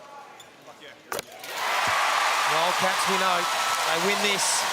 They are through to their 17th championship series. Now as Pinder calls his Jets on the bench, down one end, Scott Roth gives Will Magnay a rest down the other. He goes back to his smaller lineup. Majuk Deng comes in. They're going to need to be strong on the defensive glass. Doolittle has got the 3 personals. So does Keanu Pinder. Cotton picks up the dribble, gets it back, but well read by McDonald. Just couldn't quite hold on to it. And now Usher, nice little floater. Nice soft touch from Jordan Usher. You got a Jordan versus Jordan matchup over there in that corner. There's Milton Doyle again. The length of Saar.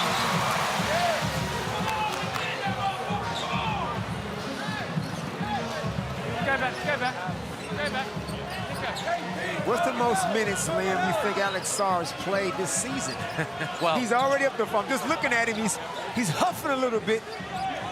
Geez, he's playing in a big situation now. Pinder checks back in. Saar comes out. Really good minutes from Saar. Impactful, protecting the rim. Keanu's fine. He just got a resting face when he's on the bench that just don't look happy. He's good to go. Well, we know he could explode at any minute, couldn't he? Keanu Pinder. Let's take a look at the shot clock. He's out there having conversations. He's out there talking to Majuk.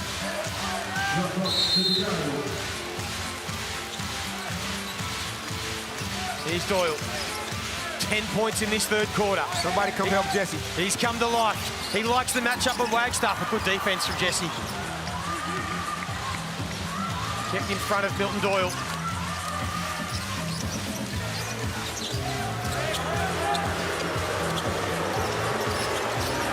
Usher gets the trap. Did well to get it out, and then there is Pinder. That might get him going. 7 points.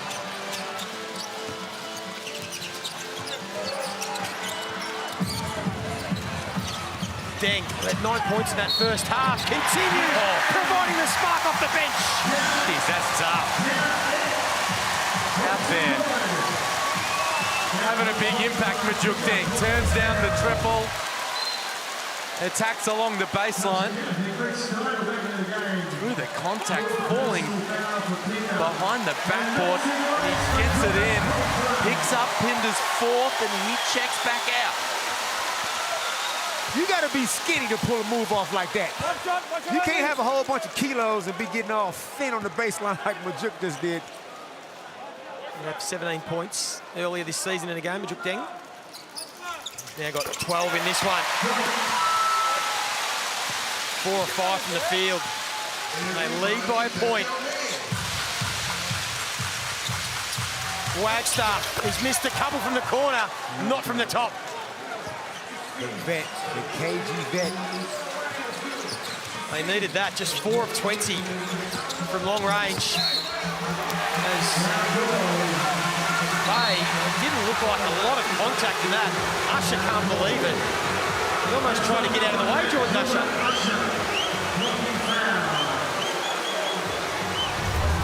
Wildcats keen to consider a review. Right next to me here, the assistant's having a look, and he's saying you should challenge that thing. Timeout, really. Coach's challenge in effect. Yeah, we will have a coach's challenge. I'm gonna go out on a limb right now and say that'll be successful. He ran right past him. Snooze timeout. Bryce Cotton, 24 points. And Christian Doolittle's got 12. The only scorers in double figures for the Wildcats. Majuk Deng with 12, McVeigh 18, and Doyle 19. And it's hard to see how that can stay a foul. Phantom call. Yeah. I mean, it's right in front of Vaughn Mayberry. Vaughn's right down the baseline. Referees make mistakes too, people. That's why we have the coach's challenge, Damon. That's why we got the challenge. You expect this to be overturned? Absolutely.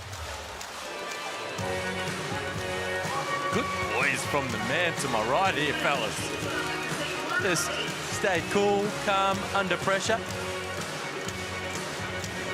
Admittedly, it was a pretty easy call to make.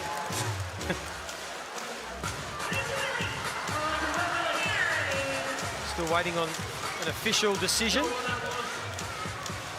Jordan Crawford, just 1 of 9. Really struggling. I mentioned earlier, his form at home this year has been below par. Just 28% from three-point range, 14.3 points a game.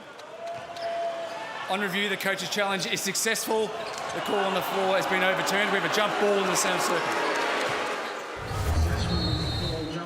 That's an easy one. Anyone can jump. Anyone can jump. Boys are pumped. Little high fives next to us on the bench here. Very important decisions. It was the correct one. Majuk Deng takes the seat, and Magnay will check back in. Along with Clint Steindl. Don't cross leg. He can jump, yes. He can. We heard John really ask, can they sub? Because it was a clever sub, because Magnay went straight into the jump ball and won a possession for the Jackies.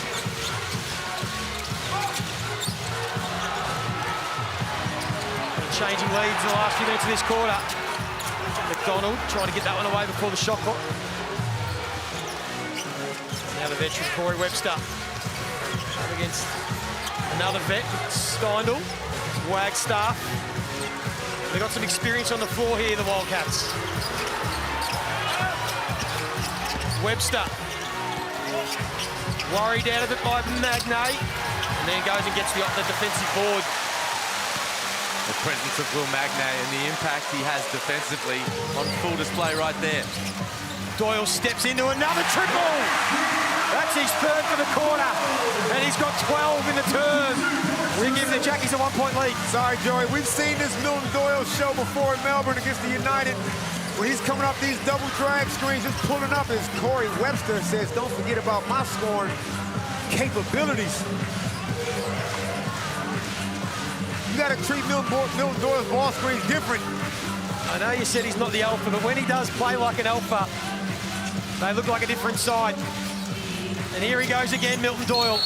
And Jesse Wagstaff called for the block. Pretty good D. Didn't do much wrong. Doyle led with the ball there. He was always going to put Jesse in this ball screen. Jesse starts to fall. Maybe he came down with his arms after.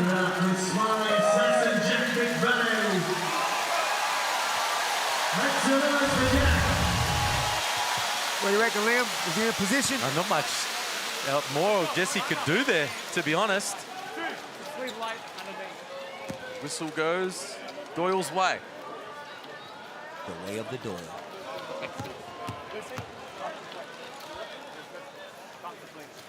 Makes the first. Ranked ninth.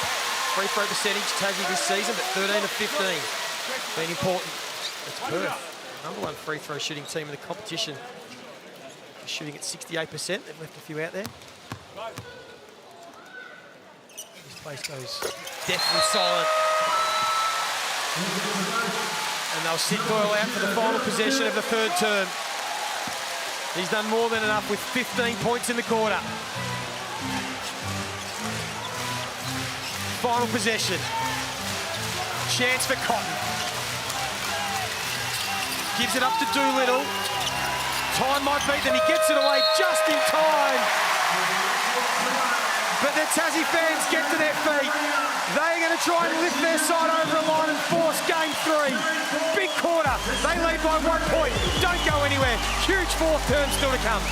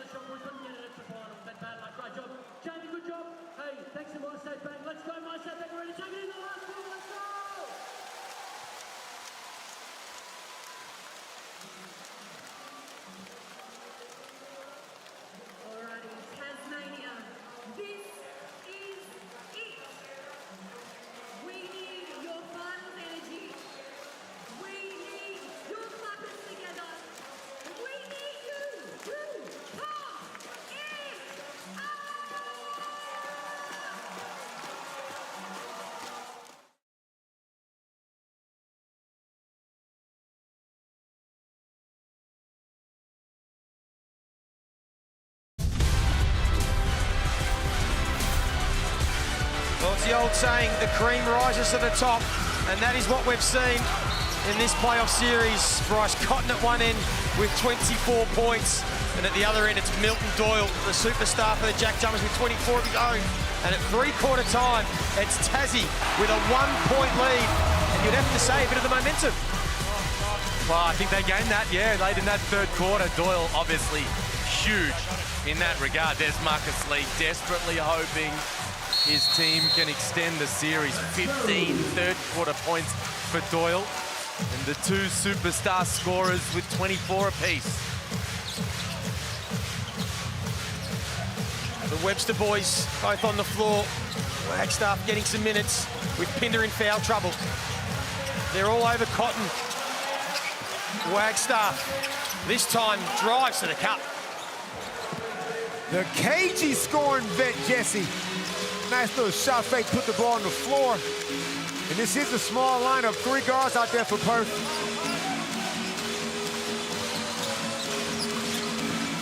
Doyle with a lob to Magnay.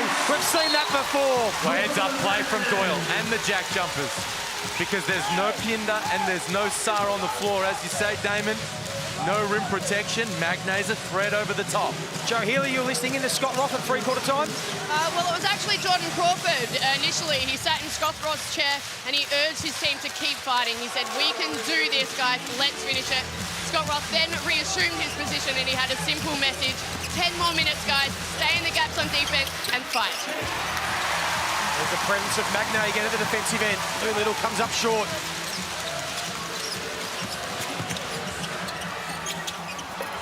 This time, down again. Welcome back. Got 14 points.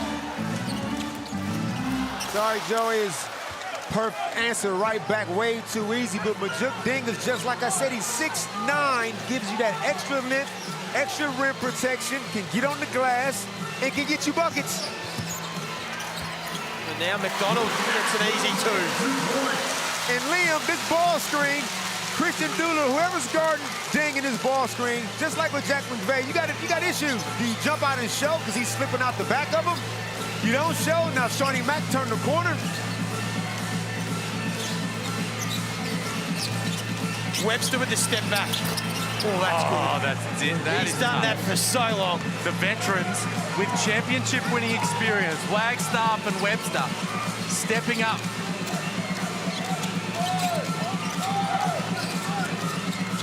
Magnay this time again. The length of Deng. You're all over it, Damon. Caught him in a high-low. They caught Bryson to switching the ball screen. And they was patient enough to punish him. 16 points, one off a season high.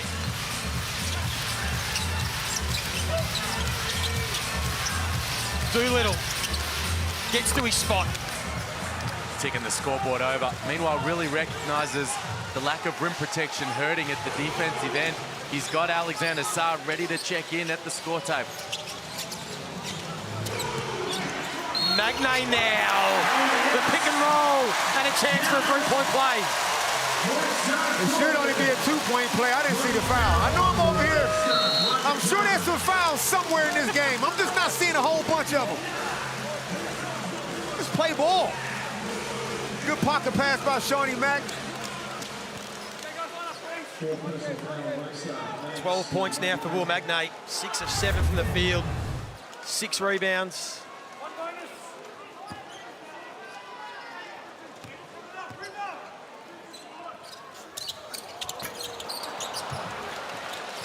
A bit of an issue for him, free throws.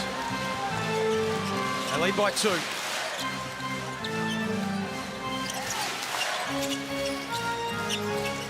Doolittle now. Again looking to attack. Get that little mid-range.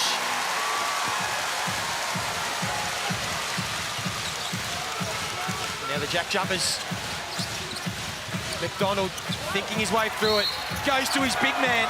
Again draws the foul. This time couldn't finish the play. Geez, that was a good find from McDonald.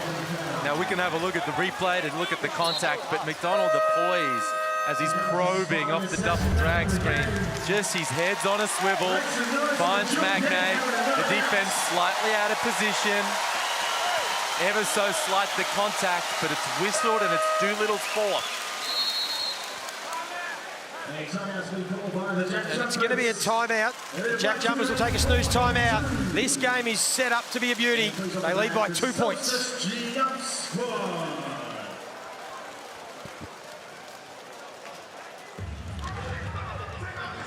As we mentioned earlier, 5 of the last 6 meetings between these two sides have been decided by single figures. It's headed that way again. The way they're playing Bryce Cotton right now, Liam, I need Bryce to get some shots up, right? If you put him in the ball screen, they're gonna trap him. They're switching everything. I need Bryce kind of, at some point, some 1-4 flat action maybe, just to get a shot. It's been too long. We got 3.20 left to go in this game. And the Perth, yep, everybody else has been contributing. Corey's made some shots. Doolittle's made a couple shots. But this is when you ride your MVP. Yeah, I hear you. He's only taken 1 free throw since half-time.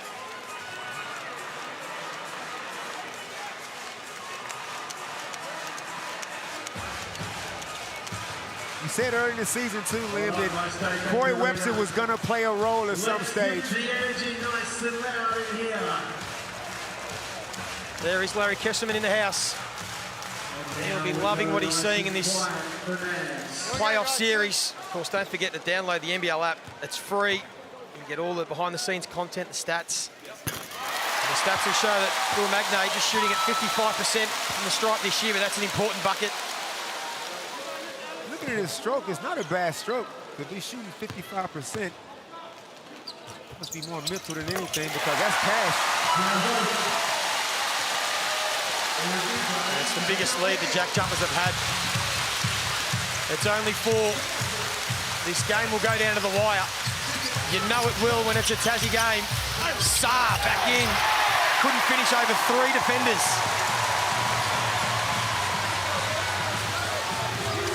A chance for the Jack Jumpers to get just a little bit of separation. McVeigh's been hot.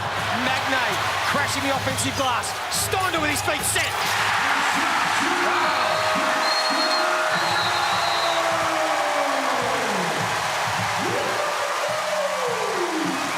This joint is going nuts. They lead by 7, and John Riley calls a timeout. The Harvey Norman replay, big time play from Magnay. The offensive board spots Steindl on the arc. He's been knocking it down for years. That's why he's on the floor. You don't know when that shot is coming, but when it does, you feel so good about it. And now questions are being asked of the Perth Wildcats coaching staff. Let's take a listen to John Riley. Horns 5, unless we get a layup or a wide open shot. I want to get it to Ty, so we can get BC in the magic action, okay?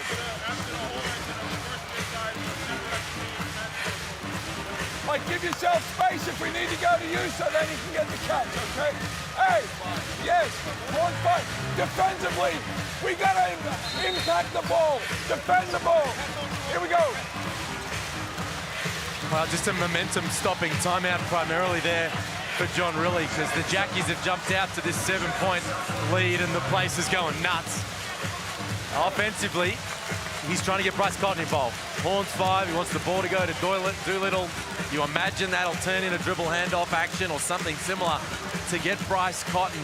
Sean McDonald has been guarding the 4-time MVP tough over the past few minutes. He's been stuck on 24 points since midway through the 3rd quarter, really.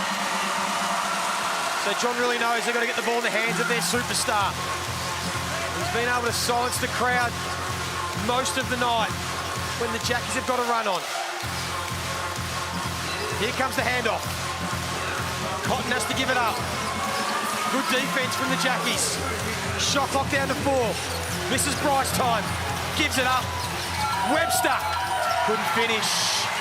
Great defensive play from Tassie. Getting the ball out of Bryce's hands. Even when he gets the ball, the double team is coming. And a great hustle play from Ty Webster. Saw the rebound count too, starting to become an issue. And a big factor for the Perth Wildcats when they win and lose. job from Webster. Just catches Doyle slightly unawares momentarily. Possession arrow goes the way of the Jack Jumpers. Now, Pinder's checking back in, and he's gone to a big lineup. They're having trouble on the glass. So he's got Pinder and Saar now out on the floor together. The Liam Doolittle got 16 points at 54%. He's tired. He needs a quick break. Damn, Nat. He tired on the flight home. Yeah. Damon Lowry doesn't believe in tired. There's a foul, and it's going to be Keanu Pinder, so that is short-lived. Oh, the crowd are going to love this. Really points to his assistant coach to assess the replay.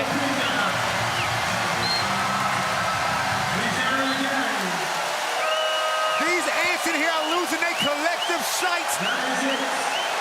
They're waiting for the replay to appear on broadcast. They only have the broadcast screen in front of them, the Wildcats. They're not using the laptop like you would usually see. They haven't seen a replay, and so there's no time to challenge. And that's it. Pinder's night is done. With just 7 points and 5 rebounds. Coming off one of his career best ever games, game 1, McDonald. He's been able to stop Cotton, and now he's scoring at the other end, and they're out to 9. He's been able to slow Cotton. He's got 24 Cotton, but he just hasn't been able to get it going in this quarter so far. So far is the key word, Liam. You know there's more in him. As Harris just bullies his way to the cup.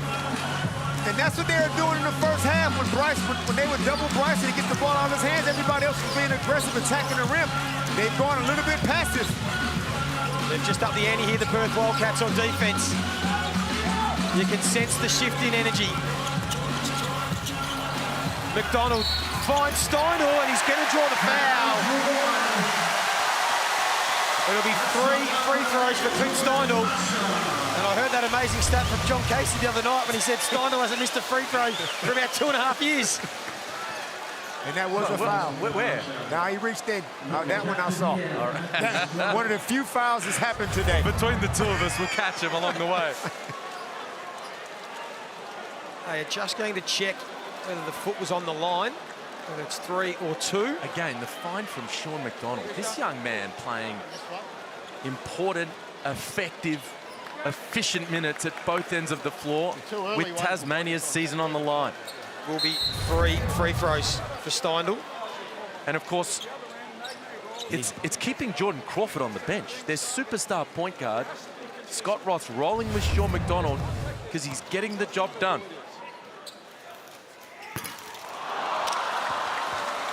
Oh, man. Wow. Who we going to blame for this? Well, Lee. Is that me? I knew as soon as I said it. John Casey is sitting dodged at a bullet. home. He dodged a bullet the other night, John Casey, when he said it. Case cannot believe it. He'll knock down these 2. They're in a good position now, Tassie, to force game 3. Just need to finish the job. Oh my. It's 2 out of 3. So it stays at 8 points. What did Perth come up with? Webster. Oh, thought that should have been a goaltend. Okay. It's a late whistle, and it will be called. So, huge moment. Steindl misses 2 from the line. Webster turns the corner. Yeah, that's off the back, yeah. Easy goaltend call. I don't know why it took so long. It's back to 6 points. Great find from Magnay to McDonald. Everybody's hugging their man off the ball. And the easiest of back cuts, Shawnee gets himself an easy deuce. Cotton trying to get some separation. A good find to Webster, who was able to knock one down in game 1 and then a foul. Outstanding execution from the Jack Jumpers. It's going to be against Hiram Harris. Look at this from Milton Doyle, the back screen. Ty Webster doesn't want to leave Milton Doyle. Jordan Usher doesn't want to leave Clint Steindl. And McDonald's open at the rim. And Milton Doyle and Jack McVeigh are just trying to get the crowd involved once again. They can sense it. Good guys. I know, Liam, Ty just got that nice layup in transition. But I'm thinking about just letting Bryce play the point for these last 4 minutes and just initiate offense. You make a decision because you see it's hell for him once he eventually gets the ball in the half court. The other thing it'll do is it'll draw a double team every time off the ball screen. Really wants to call for time. And you can play 4-on-3 from there.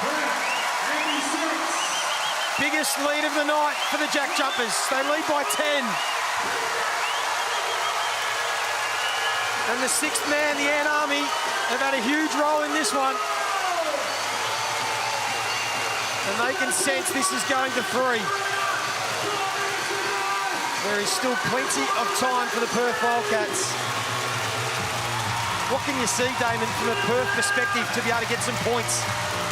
They definitely got to get Bryce involved early, not try to give him the ball late, because the JackJumpers defense is honed in. If he comes off anything that even looks like a screen, they're switching.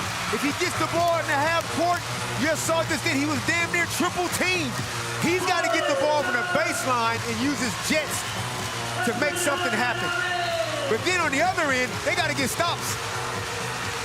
And the other thing, Liam, as you touched on earlier, Perth Wildcats had 21 free throw attempts in the first half. They've taken just 1 free throw in the second half. It's been big. Yeah. They spoke about the JackJumpers. Yeah, it has. How disciplined. And it's both sides of the ball, right? It's Perth attacking the rim with a little less vigor and Tassie stepping up their defense. Meanwhile, the JackJumpers have scored 22 points already in this quarter. In a tick under 6 minutes. Their execution in crunch time in a big moment at the offensive end has been outstanding. It's been the JackJumper way for so long, hasn't it? Executing in the fourth quarter as Webster comes up big again. Ty said, Damon, you can just shut up, man, because I can get this point and I can go get my own layup in transition. Joe Healy, you were listening into the Tassie huddle? Joey, I was trying to. You can barely hear anything in this arena right now. Jordan Crawford was just stressing the importance of boxing out and crashing the boards, and you've got Jack McVeigh revving up the crowd. They are pumped. Oh, Doyle almost. And then they nearly turned the ball over. The Wildcats. Webster wasn't expecting the pass from Usher. Doolittle back into the game. Pinder fouled out. Here's Cotton, trying to get to work. McDonald's defense has been enormous. And McVeigh sensibly just pulls it out, and they'll get into their set.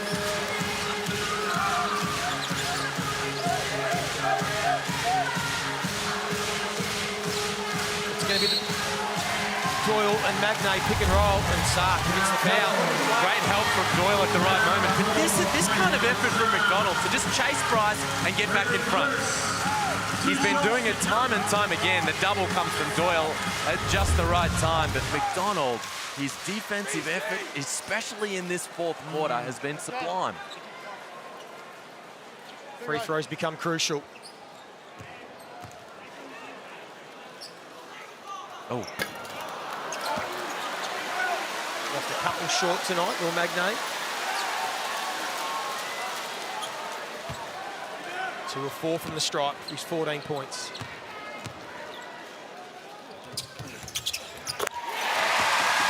Hasn't been as prolific as the win against Illawarra, but he's still been important. 15, 7 and 4 assists. And we've seen what he's done at the defensive end.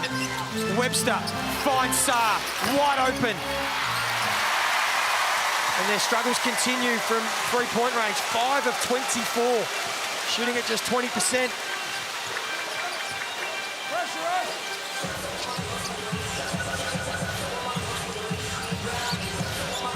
They want it in the hands of Milton Doyle down the stretch. Shot clock down to 4. And that would have brought the house down. He's trying to go for the killer blow, Milton Doyle, and they've stopped attacking the rim. So they open the door for the Wildcats. Usher over Magnay.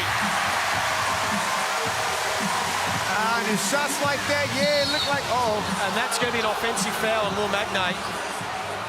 Just drop the shoulder a little bit. It's going to be his 4th personal. What was wrong? What am I missing? He was just standing there. Oh, well. We move on. Good to get another angle, see if he just drops the shoulder in the last moment, which kind of does.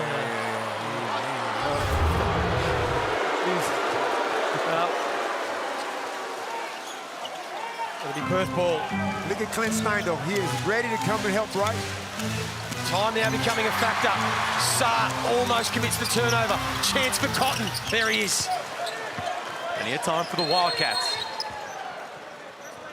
Cotton slips on a wet spot. He's okay. Opportunistic. Had a moment of separation from Sean McDonald and he took advantage. His first points since midway through the 3rd quarter. He's got 26, a game high. They need to get a stop now at the defensive end.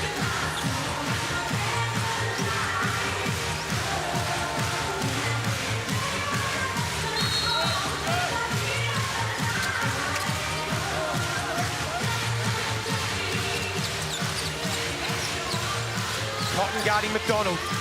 Doolittle with McVeigh. They want to get it to Doyle. Can he find that killer blow? This time he does put the head down. Hand off to McVeigh. There's Saar. Great defense. The 2 bigs going at it. And now Cotton in transition. He's going to draw the foul. And that's going to be called on the floor. And look at Jack McVeigh. Jack McVeigh wanted that ball just then. They got the switch. He's got Bryce on him, and he was at the elbow. And Milton Doyle decided to penetrate and kick it to Magnay, which led to this. Substitution comes for Jim Day back in the game. Here's the big man on Magnay. It's their 2nd personal for the quarter. The JackJumpers.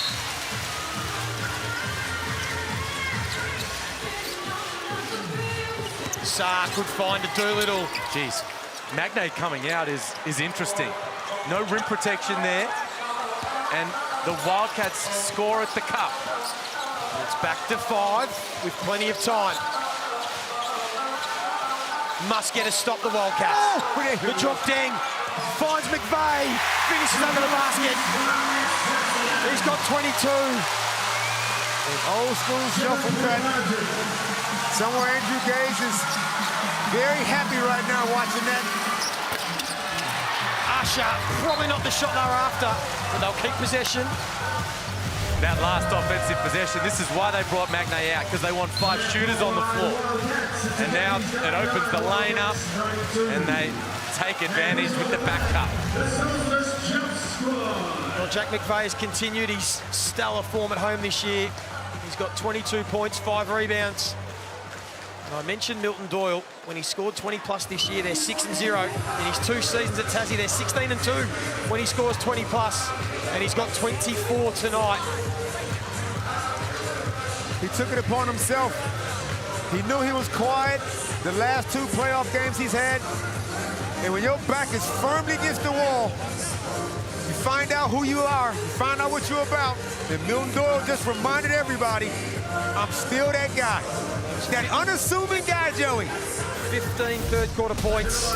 He had 9 at halftime. And then he exploded in the 3rd quarter with 3 triples. There's some guys in the league whose ball screen work requires a certain level, a certain scheme. You just can't play him normal.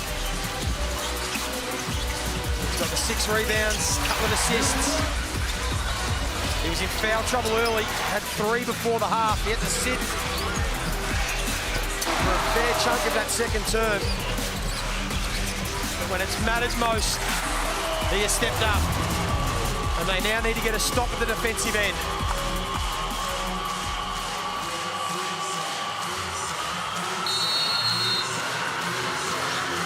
Can they get it to Cotton? They selling out.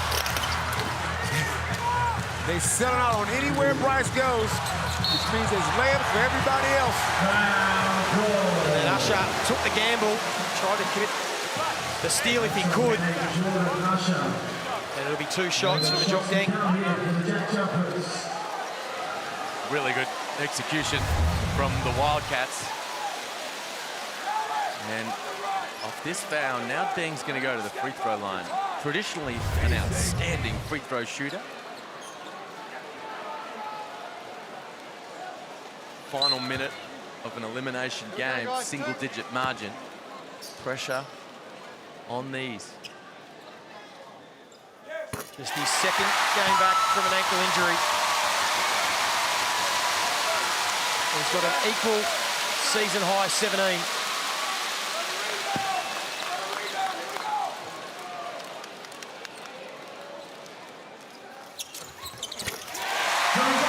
Make that 18.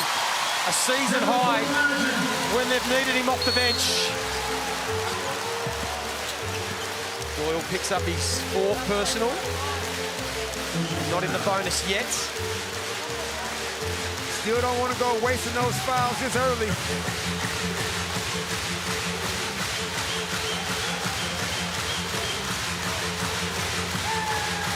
Nice energy, nice movement, keep it going.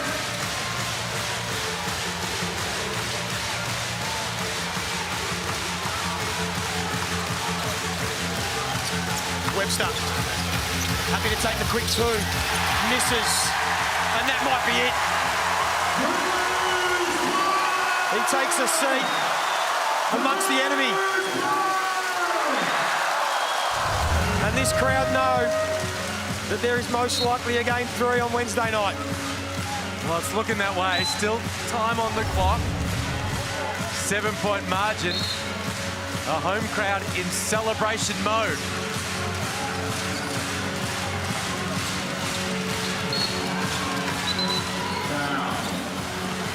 Who end up fouling McDonald.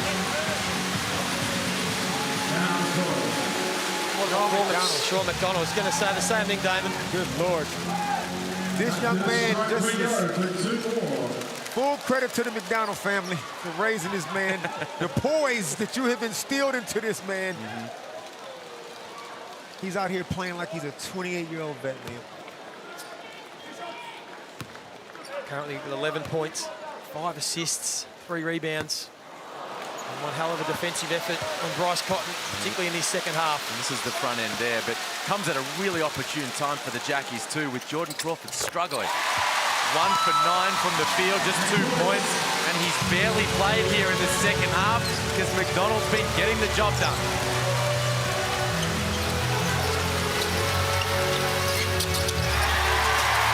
See you in Perth.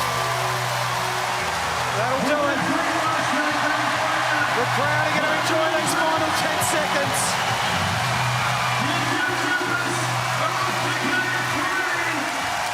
The Tassie JackJumpers have done it again. For the 3rd consecutive season, they have defended the island in an elimination game in a semi-final, and they will force Game 3 on Wednesday night at RAC Arena. How good is Wednesday night going to be?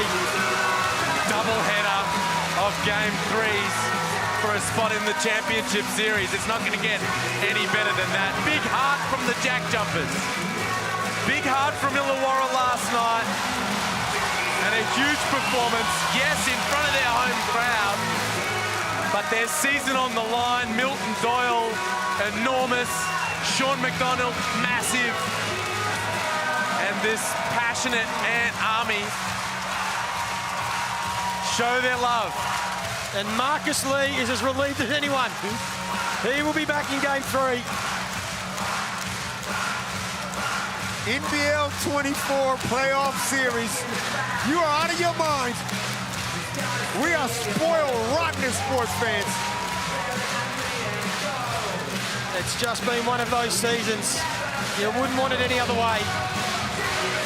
Bryce Cotton tried his heart out, 26 points. Doolittle bounced back to some of his best form with 20 points and 9 rebounds. With not enough support from the rest of the cast tonight.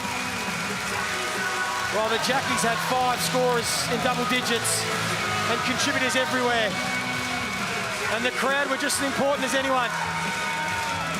And we're going to get down to Joe Healy, who has the Foot Locker player of the game with her, Milton Doyle.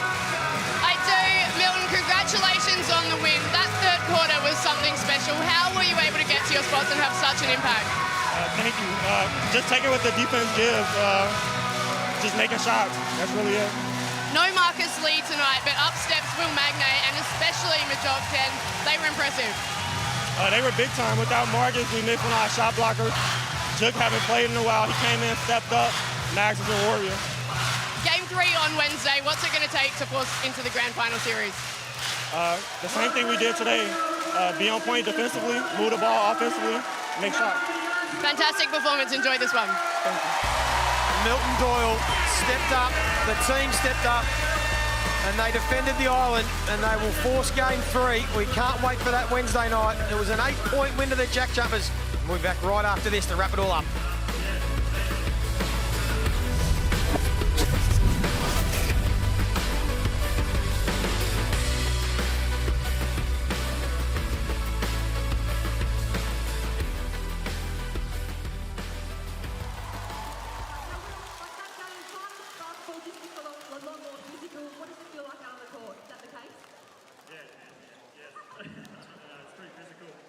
We did a good job fighting.